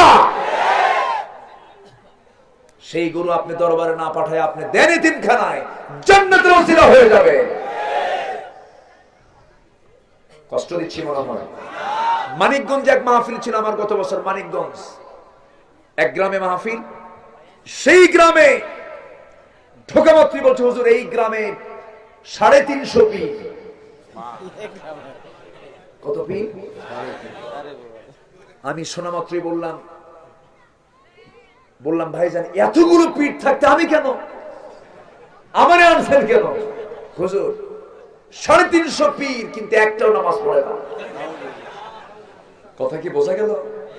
বলে পৃথিবীর সব জায়গা নাপাক, আমার কপাল শুধু পাক, সেজদা দেব এই জায়গায় নেই। দেখছেন কত বড় বদমাইশ, আছে না নাই? এদের ধারে পাশে যাওয়া যাবে? আসতে বলবেন না, যাওয়া যাবে? জিকির করতে করতে লাভ মেরে একদম এই চিকন বাঁশের আগায় ওঠে, আছে না? এই চিকন বাঁশের আগা প্রায় 20 ফিট উঁচা। এই চিকন বাঁশ ডিঙ্গি উপরে ওঠা কিন্তু কম বড় প্র্যাকটিসের বিষয় না। জিকিরের ঠেলায় ওঠে নাই, ওর প্র্যাকটিস আছে। ছোটবেলায় পাক্কা নারিকেল চড়ছিল। কষ্ট হচ্ছে? দুষ্ট এগুলো। শয়তান কয় আমিও পারি না তোদের সাথে, আমিও তোদের সাথে পারি না, তোরা যে এত পারিস, আমি তো এত কিছু করি নাই। শয়তান নিজেই লজ্জা পায় যে ইনি বাপ্পা, ইনি কোন শয়তান, আছে না নাই? আমি মাঝে মাঝে চিন্তা করি, এগুলো যখন অন্য ধর্মের লোক দেখে তখন আমাদের ইসলাম সম্পর্কে কি ভাববে তারা? এগুলো দেখলে ইসলাম সম্পর্কে তারা কি ভাববে? আমরা কি আদর্শ উপহার দিলাম? আমাদের চরিত্র সুন্দর করার দরকার আছে না নাই? আসতে বলবেন না, আছে না নাই? আমরা ফিরে আসবো কার পথে? মৃত্যুর আগে না মৃত্যুর পরে? মৃত্যু এসে গেলে না মৃত্যুর আগে? ফেরাউন দেখলো যে মুসা পার হয়ে গেছে। ফেরাউনকে, ও যদি পার হয়, আমিও তো মানুষ, আমিও পারবো। কথা বোঝেন নাই? ফেরাউনকে মানুষ না অমানুষ? সরেও ভুলে গেছে। কি ভুলে গেছে? সরেও যে সামনে আছে মানুষ, কিন্তু অমানুষ। সরেওটা মনে নাই। বলতেছে মুসা যদি পার হয়, আমিও পার হব। মুসা পার হয়ে গেছে, মুসা ইসলাম পার হয়ে গেছে। হামানকে ডাক দিয়ে বলে, হামান এদিকে আয়, মন্ত্রী তুই তোর ঘোড়া দাবড়ায় দে, ওইদিকে যা, দেখ তো রাস্তা ক্লিয়ার আছে নাকি। হামান ঘোড়া দাবড়ায় ও পারে গেল, আবার এ পারে আসলো, কিচ্ছু না, সমস্যা নেই, রাস্তা ক্লিয়ার। হামান বলতেছে সে, জাহাপনা কোনো প্রবলেম নেই, রাস্তা একদম ক্লিয়ার, আমি গেলাম আসলাম। আল্লাহ বলে, হামান তোরে ধরবো কিন্তু তোর মুরব্বির বলে। কি কথা কি বলছেন? আল্লাহ ফাঁদ পেতে রেখেছেন। কি পেতে রেখেছেন? ফাঁদ পেতে। আল্লাহ ধরে ধরে ধরে না, ধরলে আল্লাহ। অতএব জব্বার কার নাম? কাহার কার নাম? এটা মনে রাখতে হবে। খালি রহমান নাম রাখলে মনে রাখলে হবে না। রহমানও আল্লাহ, রহিমও আল্লাহ, আবার কাহারও আল্লাহ, জব্বারও আল্লাহ। আল্লাহ যদি কাউকে ধরেন, পৃথিবীর কোন শক্তি নাই তার হাত থেকে কেউ ছিটকে আসতে পারে, ঠিক কিনা? অতএব ভয় করব কাকে? ফিরে আসবো কার পথে? মনে থাকবে সবার। নামাজ পড়বো কয় ওয়াক্ত? আসতে বলবেন না, কয় ওয়াক্ত? নামাজ কারো কাজা হবে? কেউ নামাজ ছেড়ে দেব? জোরে বলি ইনশাআল্লাহ। সম্মানিত ভাইয়েরা, যে কোনো মুহূর্তে আমি আপনি চলে যাব, যে কোনো মুহূর্তে। আমাকে এই জন্য ফিরে এসে আল্লাহর কাছে ধারণা দিতে হবে, আল্লাহ যা করেছি আজকের থেকে মাফ করে দাও। চেহারা ফিরায় নেব কার দিকে? বলে ফেলবো সবাই ঠোঁট মিলিয়ে মিলিয়ে আমার সঙ্গে বলুন, ইন্নী ওয়াজ্জাহতু ওয়াজহিয়া লিল্লাযী ফাতারাস সামাওয়াতি ওয়াল আরদা হানিফান ওয়া মা আনা মিনাল মুশরিকিন। কুল ইন্না সালাতি ওয়া নুসুকি ওয়া মাহইয়ায়া ومماتي لله رب العالمين। আমার সালাত, আমার কুরবানি, আমার জীবন, আমার মরণ সব হবে কার জন্য? আসতে বলবেন না, কার জন্য? আল্লাহর জন্য হতে হবে। তিনটা কাজে জান্নাত পাওয়া যাবে। এক নম্বর কাজ আমরা একটু শিখে নিলাম। নাম্বার 2 হলো ওয়া আমানা, ঈমান আনবো কার উপরে? এখানে তওবার কথা আগে না, এখানে তওবার কথা আগে না, ঈমানের কথা আগে? কোনটার কথা আগে বলেন? তওবা। আগে তওবা করো। নাম্বার 2 হলো ওয়া আমানা, ঈমান আনো। তুমি যদি নাই ফেরো, তুমি ঈমান আনবা কেমনে? আল্লাহ পাক বলছে, এবার যারা ঈমান আনবে, আমরা ঈমান আনবো শিরক মুক্ত ঈমান। কি মুক্ত ঈমান বলুন? শিরক মুক্ত, বেদাত মুক্ত ঈমান।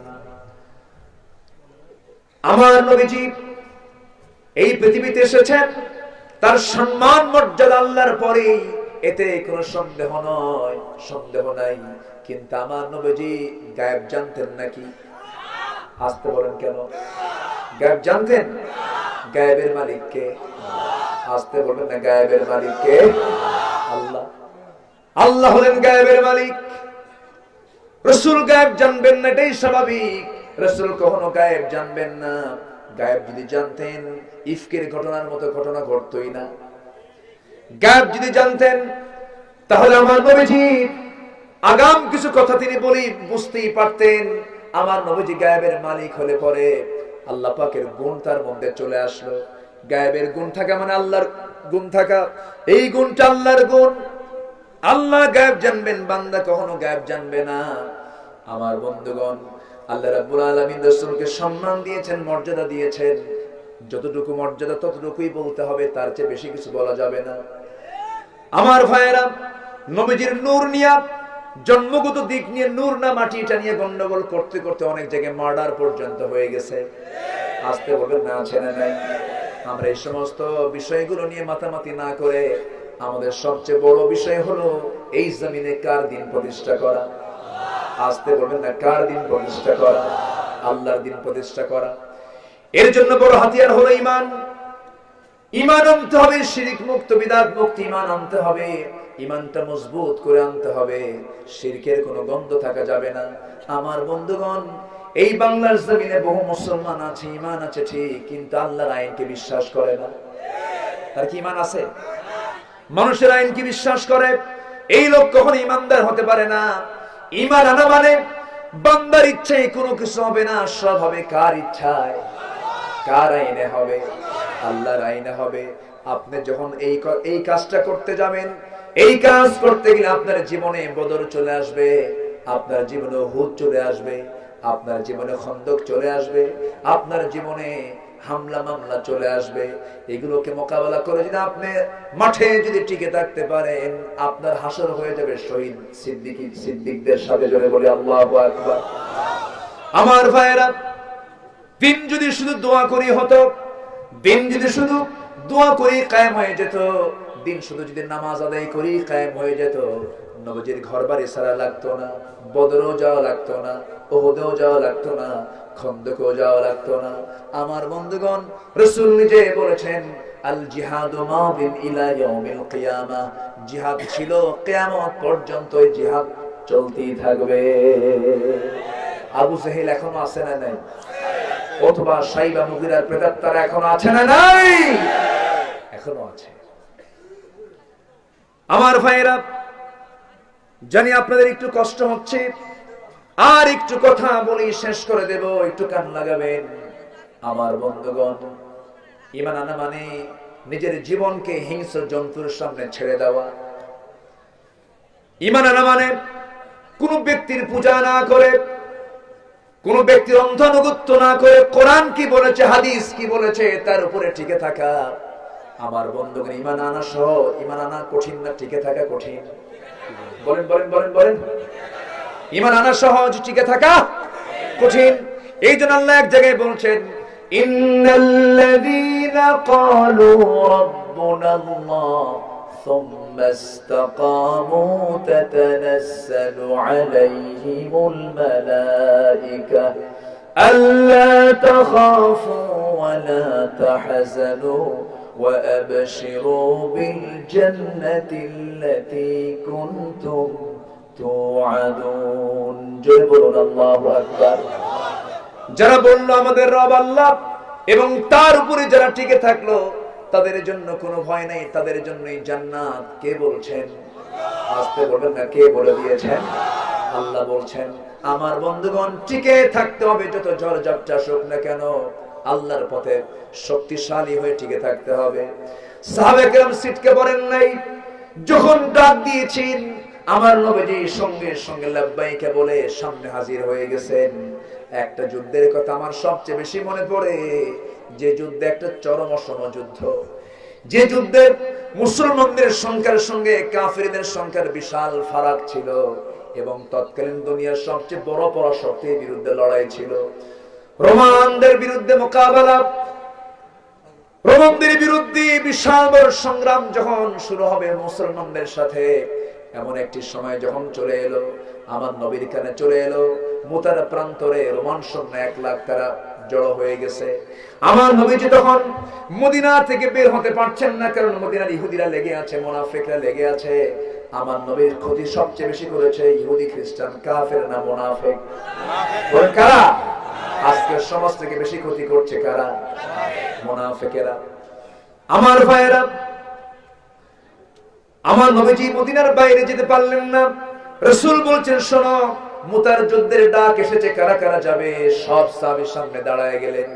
রাসূল বলছেন, ও যায়েদ আমার এদিকে আয়। পালক পুত্র যায়েদ। এই কোরআন শরীফে যতজন সাহাবীর নাম এসেছে, কোন অনেক সাহাবীর ইতিহাস এসেছে, ইদহুমা ফিল গার ইদ ইয়াকুলু লিসাহিবিহি আই আবু বকর। এরপরে আবাসা ওয়া তাওয়াল্লা আন জাআহুল আ'মা, অন্ধ সাহাবী আব্দুল্লাহ ইবনে উম্মে মাকতুম রাদিয়াল্লাহু আনহুর নাম এসেছে, ওমাই ইয়াশরি নাফসাহু ওয়াতিগা মারদাতিল্লাহ, সুহাইব রুমির নামে আয়াতটা নাযিল হয়েছে। এরকম করে বহু সাহাবীর নামে কোরআনের আয়াত নাযিল হয়েছে। ইয়াসআলুনাকা আনিশ শাহরিল হারাম, আব্দুল্লাহ বিন জাহাশের নামে সূরাটা আয়াতটা নাযিল হয়েছে। কিন্তু একজন সাহাবীর নামে সরাসরি নাম ধরে কোরআন শরীফে একটা আয়াত এসেছে, সেটাই হলেন যায়েদ বিন হারিস। জোরে কোন সুবহানাল্লাহ।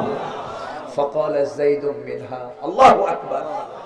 فقال زيد منها, সেই যায়েদ বিন হারিস যার নাম কোরআনে পাওয়া যায়, আবু বকরের নামও নাই, ওমরের নাম নাই, ওসমান রাদিয়াল্লাহু আনহুর নাম নাই, আলীর নাম নাই, কিন্তু যায়েদের নাম কোরআন শরীফে আছে। আল্লাহু আকবার। فقال زيد منها, সেই মুতার যুদ্ধের 1 নম্বর সভাপতি যায়েদের নাম কোরআন শরীফে স্বর্ণাক্ষরে লেখা আছে। আমার নবীজি বললেন, যায়েদ এদিকে আসো। আস্তে করে ডাক দিলেন, কাছে বসায় দিলেন। জাফর আমার চাচাতো ভাই, তুমি আসো, কাছে বসায় দিলেন।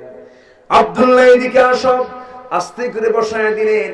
এবার রাসূল বলছেন, যায়েদ মুতার যুদ্ধের তুমি 1 নম্বর সেনাপতি, জাফর তুমি 2 নম্বর সেনাপতি, আব্দুল্লাহ তুমি 3 নম্বর সেনাপতি। তাদের 3 জনের মুখে মুস্কে মুস্কে হাসি। যেরকম সুবহানাল্লাহ। ঈমান আছে না নাই? ইল্লা মান তাবা ওয়া আমানা, ঈমান আনতে হবে ভালোভাবে, কোনো পরোয়া করা যাবে না। শেষ পর্যন্ত 3 জনের মুখে হাসি দেখে রাসূল বললেন, শোনো, এই 3 জন যদি শহীদ হয়ে যায়, তোমাদের মধ্য থেকে একজন সেনাপতি বানায় নিবা। মানে নবীজির ভাষণে স্পষ্ট বুঝতে দেরি হলো না, এই 3 জন যুদ্ধের ময়দানে শহীদ হয়ে যাবে। মুনাফিকরা পিছন থেকে এসে বলছে, আব্দুল্লাহ, জাফর, যায়েদ যুদ্ধে যেও না, তোমরা শহীদ হয়ে যাবে। 3 জনই মুনাফিকদেরকে বলছেন, ও মুনাফিকের বাচ্চারা, আমাদেরকে মানা করে লাভ নাই, কারণ নাকের মধ্যে জান্নাতের ঘ্রাণ পেতেছি। আমার রাসূল বললেন, যায়েদ আমার পালক পুত্র, তোমার বাবা ছোট্টবেলায় নিতে এসেছিল, তুমি যাও নাই। যায়েদরে, আমি তোকে কোলে পিঠে বড় করেছি, আমি তোকে আমার চোখের সামনে বড় করেছি, আজকে তোকে পাঠায় দিলাম। তোমার পরিবারের কাছ থেকে বিদায় নিয়ে আসো, ছেলে মেয়ে, ছেলের কাছ থেকে বিদায় নিয়ে আসো, বউয়ের কাছ থেকে বিদায় নিয়ে আসো। যায়েদ মুস্কি মুস্কি হাসি মেরে বলছেন, ইয়া রাসূলুল্লাহ, আমার পরিবার বলতে কিচ্ছু লাগবে না, আপনি আমার বিদায় দিলেই হয়ে যাবে, আমাকে আপনি বিদায় দিয়ে দেন। রাসূল তাকে বিদায় দিয়ে দিলেন। এবার বলছেন, জাফর, আবিসিনিয়ায় হিজরত করে তুমি কেবল মদিনায় ঢুকলা, তোমার তো মদিনায় থাকা বেশি দিন না। আবিসিনিয়া থেকে কেবল তুমি আসলে মদিনায়, তোমার বউয়ের সঙ্গে তেমন কথাবার্তা হয় নাই, যাও বিদায় নিয়ে আসো, যাও, তোমাকে যেতে হবে। আর জাফর বলছেন, হুজুর আপনি বাধ্য করছেন, এই জন্য যাচ্ছি, আমার যাওয়ার কোনো দরকার ছিল না। আল্লাহু আকবার। গেলেন বাড়িতে, দরজায় নক করলেন, দরজা খুলে গেল। ভিতরে হাসি খুশি ভাব নিয়ে ভিতরে ঢুকে গল্প করছিলেন, কথাবার্তা বলছিলেন। কথা চলতে চলতে, সন্তানদের আদর করতে করতে এক পর্যায়ে স্ত্রীকে ডাক দিয়ে বলছেন, স্ত্রী, আমাকে 1 দিন 2 দিন 3 দিনের জন্য নয়, আমাকে এই মুহূর্তে তুমি আমাকে সারা জীবনের জন্য বিদায় দিয়ে দাও। স্ত্রী বলছে, স্বামী গো, হঠাৎ করে এমন কথা বলেন কেন? আপনি তো ছিলেন না বহুদিন আমার কাছে, আপনি কোথায় যাবেন বলুন? এবার তিনি বলছেন, মুতার যুদ্ধে যাচ্ছি, সেনাপতি হয়েছি, শহীদ হয়ে যাব মনে হয়। স্ত্রী বলছেন, স্বামী গো, এমন দোয়া করবো না, কারণ সন্তানগুলো বড় হয় না, এতিম হয়ে যাবে। আমি আপনার জন্য দোয়া করে, যুদ্ধে যাবেন না কেন যান, কিন্তু গাজী হয়ে আপনাকে ফিরে আসতে হবে। জাফর বিন আবু তালেবের মেজাজ গরম হয়ে গেছে, কারণ নাকের মধ্যে কিসের ঘ্রাণ? জান্নাতের ঘ্রাণ। স্ত্রীর কচি হাতটা, স্ত্রীর কোমল হাতটা আস্তে করে টান মেরে নিয়া তরবারি কোষ মুক্ত করে তরবারি উল্টা দিক দিয়ে হাতে আঘাত করে বলছেন, স্ত্রী, তোমার হাতে যা আঘাত করলাম তরবারি দিয়া, হাত কাটছে নাকি না কাটে না, কেন কাটলো না? উল্টা করে মেরেছেন। আজকে তুমি আমার জন্য যত দোয়া করবে, সব দোয়া উল্টা হবে, আল্লাহর কাছে যাবে না। আমি নিশ্চিত শহীদ হয়ে যাব, আমার আগে একজন সেনাপতি, পরে একজন সেনাপতি, আমি নিশ্চিত শহীদ হয়ে যাব, থাকো, চলে গেলাম। দরজা খুললেন, দৌড় মারলেন জিহাদের দিকে। ফাদখুলি ফি ইবাদি ওয়াদখুলি জান্নাতি, দৌড় মারলেন তিনি, পিছন থেকে সন্তানগুলো ডাকে। একটা বারের জন্য তিনি ফিরে তাকানোর প্রয়োজন মনে করেন নাই। ইল্লা মান তাবা ওয়া আমানা। আমার ভাইরা, আব্দুল্লাহ বিন রাওহা তিনিও বিদায় নেওয়ার জন্য আসলেন বাড়িতে। দুপুর বেলা বিয়ে করেছেন, নতুন বউ ঘরের মধ্যে। সন্ধ্যাবেলা জিহাদের ডাক, দরজায় নক করলেন। দরজা নক করছেন, কিন্তু দরজা নক করে চিন্তা করলেন দরজা নক করব, দরজা খুললে সময় লেগে যাবে। এবারে তিনি কি করলেন, শিকলটা বাইরে থেকে লাগায় দিলেন। শিকলটা বাহির দিকে লাগায় দিয়া দরজায় নক করে বলছেন, স্ত্রী দরজার কাছে দাঁড়াও, দরজা খুলে না। এবার তিনি বলছেন, স্বামী গো, দরজাটা আপনি খুলে দিচ্ছেন না কেন? আমি আপনাকে একটু দেখতে চাই। এবার তিনি বলছেন, শোনো, দরজা লাগায় দিলাম এই জন্য, তুমি যদি আমাকে দেখতে যাও, আমি যদি তোমাকে দেখতে যাই, সময় লেগে যাবে, যুদ্ধে যেতে সময় ক্ষেপণ হয়ে যাবে। ও আমার স্ত্রী, নাকের মধ্যে আমি জান্নাতের ঘ্রাণ পেতেছি। স্ত্রী বলছেন, স্বামী আল্লাহর কসম করে বলি সময় ক্ষেপণ হবে না। আমি আমার মায়াবী চোখে আপনাকে একটু তাকাবো, আপনি একটু আমার দিকে তাকাবেন, যেন আমি আপনাকে চিনি, আপনি আমাকে চেনেন। কিয়ামতে যেন দেখতে কষ্ট না হয়, চিনতে কষ্ট না হয়। এবার আব্দুল্লাহ বলছেন, শোনো, এমন সহিনিয়ত যদি তোমার হয়ে থাকে, আমি যদি তোমার জীবনের শেষ স্বামী হয়ে তুমি যদি দুনিয়া থেকে বিদায় হতে পারো, কিয়ামতের ময়দানে তোমার সঙ্গে আমার সঙ্গে সাক্ষাতের দায়িত্ব আমার আল্লাহ নিজে নিয়ে নিবেন। জোরে বলি সুবহানাল্লাহ। এই কথা বলে আব্দুল্লাহ বিদায় নিলেন। মুতার যুদ্ধে প্রথমে যায়েদ, এরপরে জাফর, এরপরে আব্দুল্লাহ বিন রাওহা রাদিয়াল্লাহু আনহু, তিনজনে দুনিয়া থেকে বিদায় নিয়ে নিলেন। তিনজন দুনিয়া থেকে বিদায় নেওয়ার পর কালিমার ঝান্ডা কে হাতে নিবেন? খালিদ বিন ওয়ালিদ চিৎকার মেরে সে কালিমার ঝান্ডা হাতের মধ্যে নিবেন। কিন্তু আব্দুল্লাহ বিন রাওহা রাদিয়াল্লাহু তাআলা যখন 3 নম্বর সেনাপতি শহীদ হচ্ছিলেন, ডান হাতে মেরেছে, কালিমার ঝান্ডা বাম হাতে নিয়েছেন, বাম হাতে মেরে দিয়েছে, দুই বাজু দিয়া মুখের মধ্যে কালিমার ঝান্ডা তুলে নিয়েছেন, মস্তকটা ছিটকে পড়ে গেছে। কিন্তু তিনি ওই যে কামড় মেরে ধরে আছেন কালিমার ঝান্ডা, তিনি কালিমার ঝান্ডা জমিনে ফেলতে দেন নাই। আব্দুল্লাহ বিন রাওহা কালিমার ঝান্ডা দূর থেকে, তিনি যখন তার মুখে কামড় মেরে ধরে আছেন, দূর থেকে খালিদ বিন ওয়ালিদ দেখতে পাচ্ছেন কালিমার পতাকা পতপত করে উঠছে। কে কে কাছে গেলেন, যায় দেখেন মুখের মধ্যে কালিমার ঝান্ডা পতপত করে উঠতেছে। টান মারলেন, কিন্তু মুখ থেকে কালিমার ঝান্ডা বের হয় না। কানের মধ্যে মুখ ঢোকায় বলছেন, ভাই রে, আমি হলাম মুতার যুদ্ধের পরবর্তী সেনাপতি, মুখটা ফাঁকা হয়ে গেল। কালিমার ঝান্ডা হাতের মধ্যে নিয়ে খালিদ বিন ওয়ালিদ যুদ্ধ চালাচ্ছিলেন। যুদ্ধ করতে করতে এক পর্যায়ে দেখা গেল 8টা তরবারি ভাঙলেন। কাফিরদেরকে পরাজিত করে 1 লক্ষ সৈন্যের বিরুদ্ধে মোকাবেলা করে 3000 সৈন্য নিয়ে মদিনার মাটিতে বিজয়ী বেশে রাসূল যখন হাজির হলেন, আমার নবীজি খালিদ বিন ওয়ালিদের চেহারার দিকে তাকায় বলছেন, ও খালিদ, তোমরা কেমন আছো? একটা প্রশ্ন করে কি, নামাজ ঠিকমতো আদায় হয়েছে কিনা? সুবহানাল্লাহ। জিহাদও ফরজ, নামাজও ইল্লা মান তাবা ওয়া আমানা। ঈমানটা ভালো করে আনতে হবে, সব কাজে মনোযোগ দিতে হবে। আল্লাহ পাক সব কাজে মনোযোগী হতে বলেছেন। আল্লাহ পাক নামাজেও যত্নবান হতে বলেছেন, জিহাদেও যত্নবান হতে বলেছেন। নামাজে বলেছেন, হাফিযু আলাস সালাওয়াত ওয়াস সালাতুল ওয়ুসতা ওয়াজাহিদু ফিল্লাহি হাক্কা জিহাদিহি হুয়া ইজতাবাকুম ওয়া মা জাআলা আলাইকুম ফিদ-দীনি মিন হারাজ মিল্লাতা আবীকুম ইব্রাহিম হুয়া সাম্মাকুমুল মুসলিমিন। জোরে বলুন আল্লাহু আকবার। দুইটা কাজ আমরা শিখলাম, ইল্লা মান তাবা ওয়া আমানা। এরপরে নাম্বার 3 হলো আমিলা সালিহান, যারা নেক কাজ করবে, ভালো ভালো যারা কাজ করবে। এই তাফসীর মাহফিল খারাপ কাজ না ভালো কাজ? আসতে বলবেন না, খারাপ কাজ না ভালো কাজ? এরপরে মানুষের বাড়িতে আগুন ধরায় দেওয়া কি কাজ? বলেন বলেন বলেন, কি কাজ? অগ্নি সংযোগ করা কি কাজ? ভালো কাজ? জমি ঠেলা কি কাজ? আইল ঠেলা নাকি এলাকা? আইল ঠেলে। হাজি সাহেবও কিন্তু ঠেলে। হাজি সাহেবের জমি বেশি, আইলের সংখ্যা বেশি, ঠেলার সংখ্যাও বেশি। এগুলো ভালো কাজ নয়। কোন ঠেলাঠেলি করা যাবে না, কিলাকিলি করা যাবে না, গন্ডগোল সৃষ্টি করা যাবে না, ফিতনা ফাসাদ সৃষ্টি করা যাবে না। ভালো কাজের দৃষ্টান্ত আমরা দেব। ওয়াল আসরি ইন্নাল ইনসানা লাফি খুসর ইল্লাল্লাযীনা আমানু ওয়া আমিলুস সালিহাত ওয়া তাওয়াসাউ বিল হাক্কি ওয়া তাওয়াসাউ বিস সাবর। জোরে বলি আল্লাহু আকবার। আসেন দোয়া করি। অনেক রাত নাকি?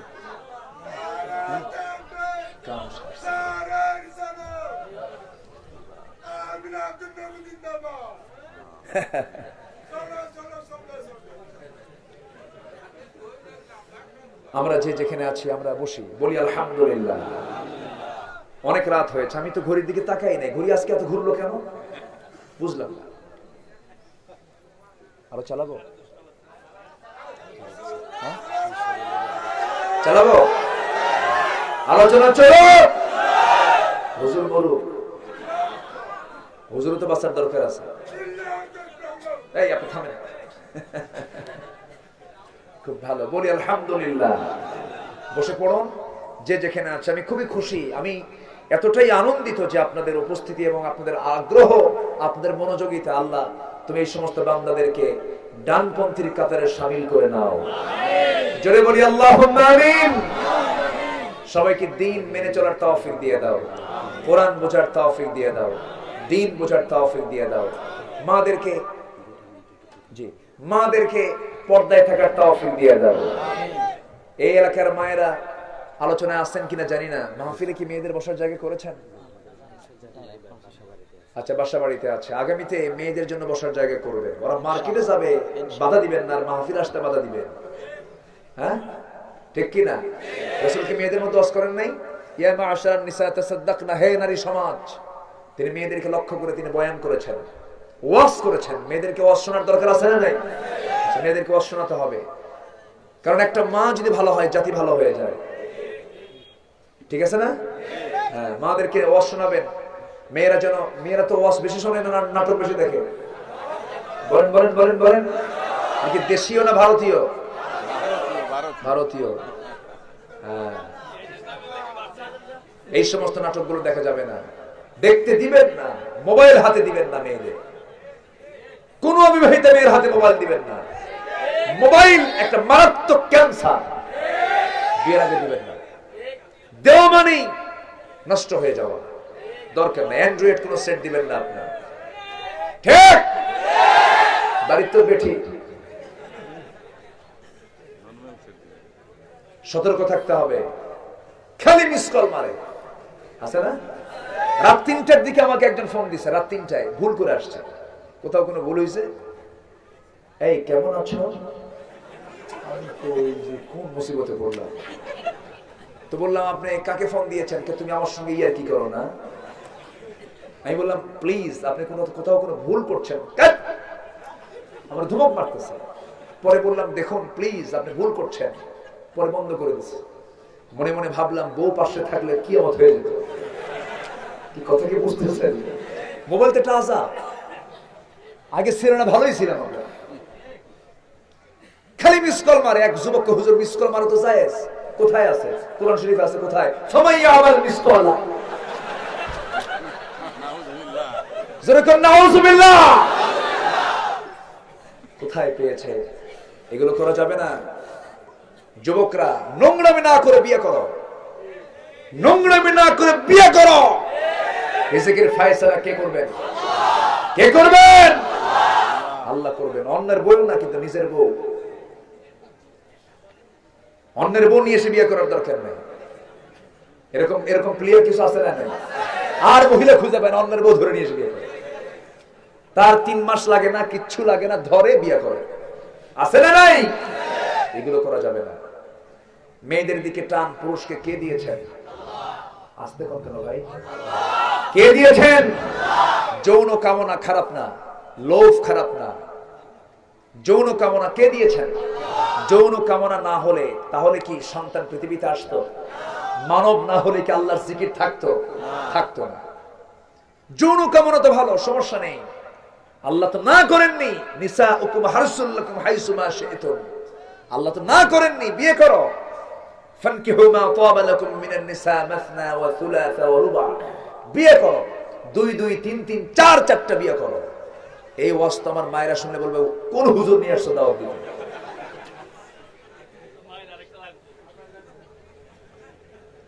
কষ্ট হচ্ছে আপনাদের? এটা কি আমার ওয়াজ না আল্লাহর ওয়াজ? ওয়াজ কে করেছেন? অতএব বিয়ে করতে হবে। সবাই কি বিয়ে করতে রাজি আছেন? ওই দেখেন বুড়ো চাচাও কিছু কয় যে রাজি আছে। বুড়ি যদি জানে খবর আছে কিন্তু। খুব সুন্দর, আপনারা বলি আলহামদুলিল্লাহ। খুব ভালো মানুষ। বিয়ে করতে হবে যুবকরা। বিয়ে করলে ঈমান মজবুত হয়। বিয়ে করলে ঈমান কি হয়? মজবুত হয়ে যায়। বউ হচ্ছে ঈমানের পাহারাদার। বউ ঈমানের কি? পাহারাদার। বউকে সাথে নিয়ে ঘুরবেন, কোনো ফিতনা নেই। হঠাৎ করে যদি আপনার চোখ স্লিপ কেটে অন্যদিকে যায়, আর এটা যদি আপনার বউ দেখে যে আপনি কোনো নারীর দিকে তাকায় আছেন, ওই সময় কিচ্ছু বলবে না। ঘন্টা খানেক পর আপনি যখন বলবেন এই শোনো তো, ঠিক এরকম ওই যে অ্যাকশন শুরু হলো, থামবে না কিন্তু। এজন্য বউ হচ্ছে ঈমানের কি? পাহারাদার। রাসূল যুদ্ধে গেছেন বউ থুইয়া না বউ নিয়া?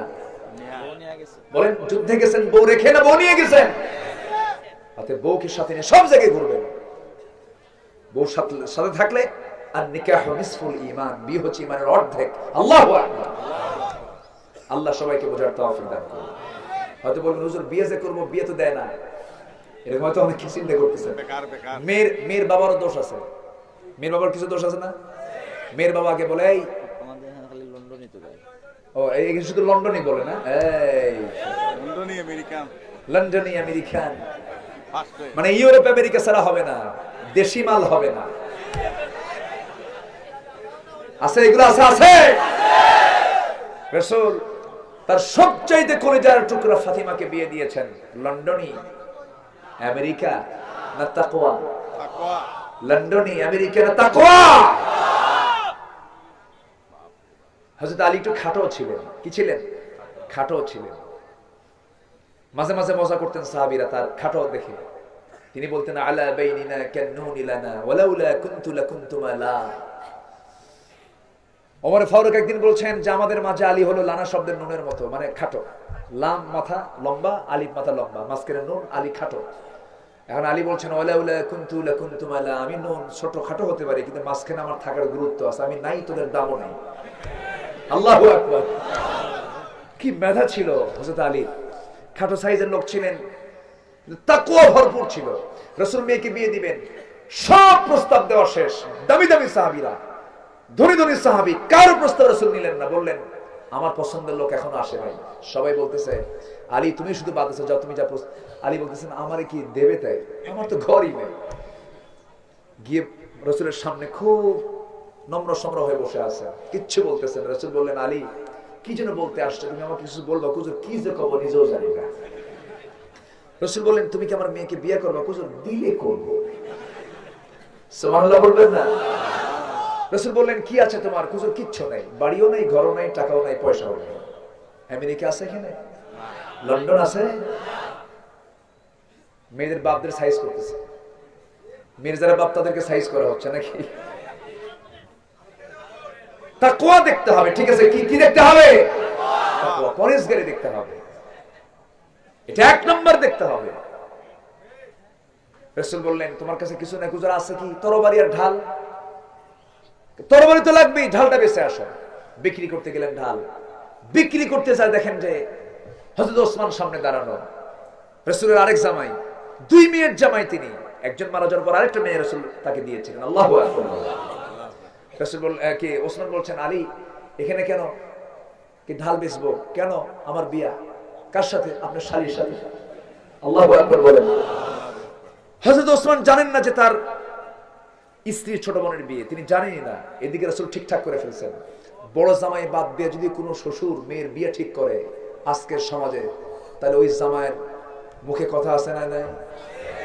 বউকে যা বলবে তোমার শ্বশুর একটা মানুষ, তোমার বাপ একটা মানুষ, তোমার বাপ কোন মানুষ হলো? আমি একটা জামাই থাকতে বিয়ে, তোমার বোনের বিয়ে তুমি খাও, আমার টাকা পড়ে নাই। এরকম কিছু জামাই আছে না? দামান দামান বলি আমি, দামান দামান। আচ্ছা যাই হোক, বুঝতেছেন তো নাকি? আচ্ছা, ওসমান রাদিয়াল্লাহু আনহু তিনি বললেন আমি শুনে খুশি হলাম তোমার বিয়ে হচ্ছে আমার শারিকার সাথে, তো তুমি কি করবা? কে যে বেচবো, ঢাল বিক্রি করবো, টাকা নেই, দাও। ঢালটা নিলেন, টাকাও দিলেন। কিছু দূরে যেতে না যেতে পিছন থেকে ওসমান রাদিয়াল্লাহু আনহু ডাকতেছেন, আলী এদিকে আসো, তোমার ঢাল আমার হাতে কি মানায়? তুমি তো আসাদুল্লাহিল গালিব, আমি তোমাকে ঢালটা গিফট করলাম। সুবহানাল্লাহ। ঢাল নিয়ে টাকা নিয়ে রাসূলের সামনে হাজির হলেন। রাসূল বলেন, ঢাল কি বিক্রি হয়নি? হুজুর বিক্রি হয়েছে। তো ঢাল নিয়ে আসলে কেন? হুজুর বিক্রি করার পরে টাকা নিয়েছে, আবার ঢালটা আমাকে গিফট দিয়েছে। তাহলে এটা কে দিল? ওসমান। রাসূল বলেন, লোক আর পাও নাই। আল্লাহু আকবার বলেন। আসল জায়গায় গিয়ে তুমি বলে ফেলছো। আল্লাহু আকবার বলেন। পৃথিবীর সবচেয়ে কম খরচে বিয়ে হয়েছে ফাতিমার। আল্লাহু আকবার। আর আজকের কিছু কিছু বিয়ে আছে, বিয়েতে যে টাকা খরচ হয় একটা ফ্যামিলি সারা জীবন চলতে পারে। আছে না নাই? অপচয়ের কোনো দরকার নাই। ওই টাকা খরচ না করে আপনি ওই টাকা এতিমখানায় দেন, ট্রাস্টে দেন, দ্বীনের জন্য খরচ করেন, জান্নাতের ওসিলা হয়ে যাবে। ঠিক কি না? আল্লাহ সবাইকে বোঝার তৌফিক দান করুন। গায়ে হলুদ, গায়ে হলুদ আছে নাকি এলাকায়? বিয়ের আগেই বিয়ের বাড়িতে যায়, আছে না? গায়ে হলুদের আগেই চলে যায় যে বিয়ানকে, আসসালামু আলাইকুম বিয়ান সাহেব, কেমন আছেন বিয়ান সাহেব? বুকে বড় জ্বালা, হারামজাদা, আছে না? এগুলো আছে না? হলুদ মেখে দেয় গালে। আপনি বিয়ানের গালে হলুদ মেখে দেন, উনি কি মহরেমা? এটা কি জায়েজ আছে? এগুলো কোন মুসলমানদের সংস্কৃতি না, এগুলো সব এই পার্শ্ববর্তী রাষ্ট্রের সংস্কৃতি। মুসলমান এগুলো দিবস পালন, এগুলো সংস্কৃতি পালন করতে পারে? আল্লাহ বোঝার তৌফিক দান করুন। আসুন, যতটুকু হয়েছে আমরা বুঝি, আমল করি। আল্লাহ পাক সবাইকে কবুল করুন। জোরে বলি আল্লাহুম্মা আমিন।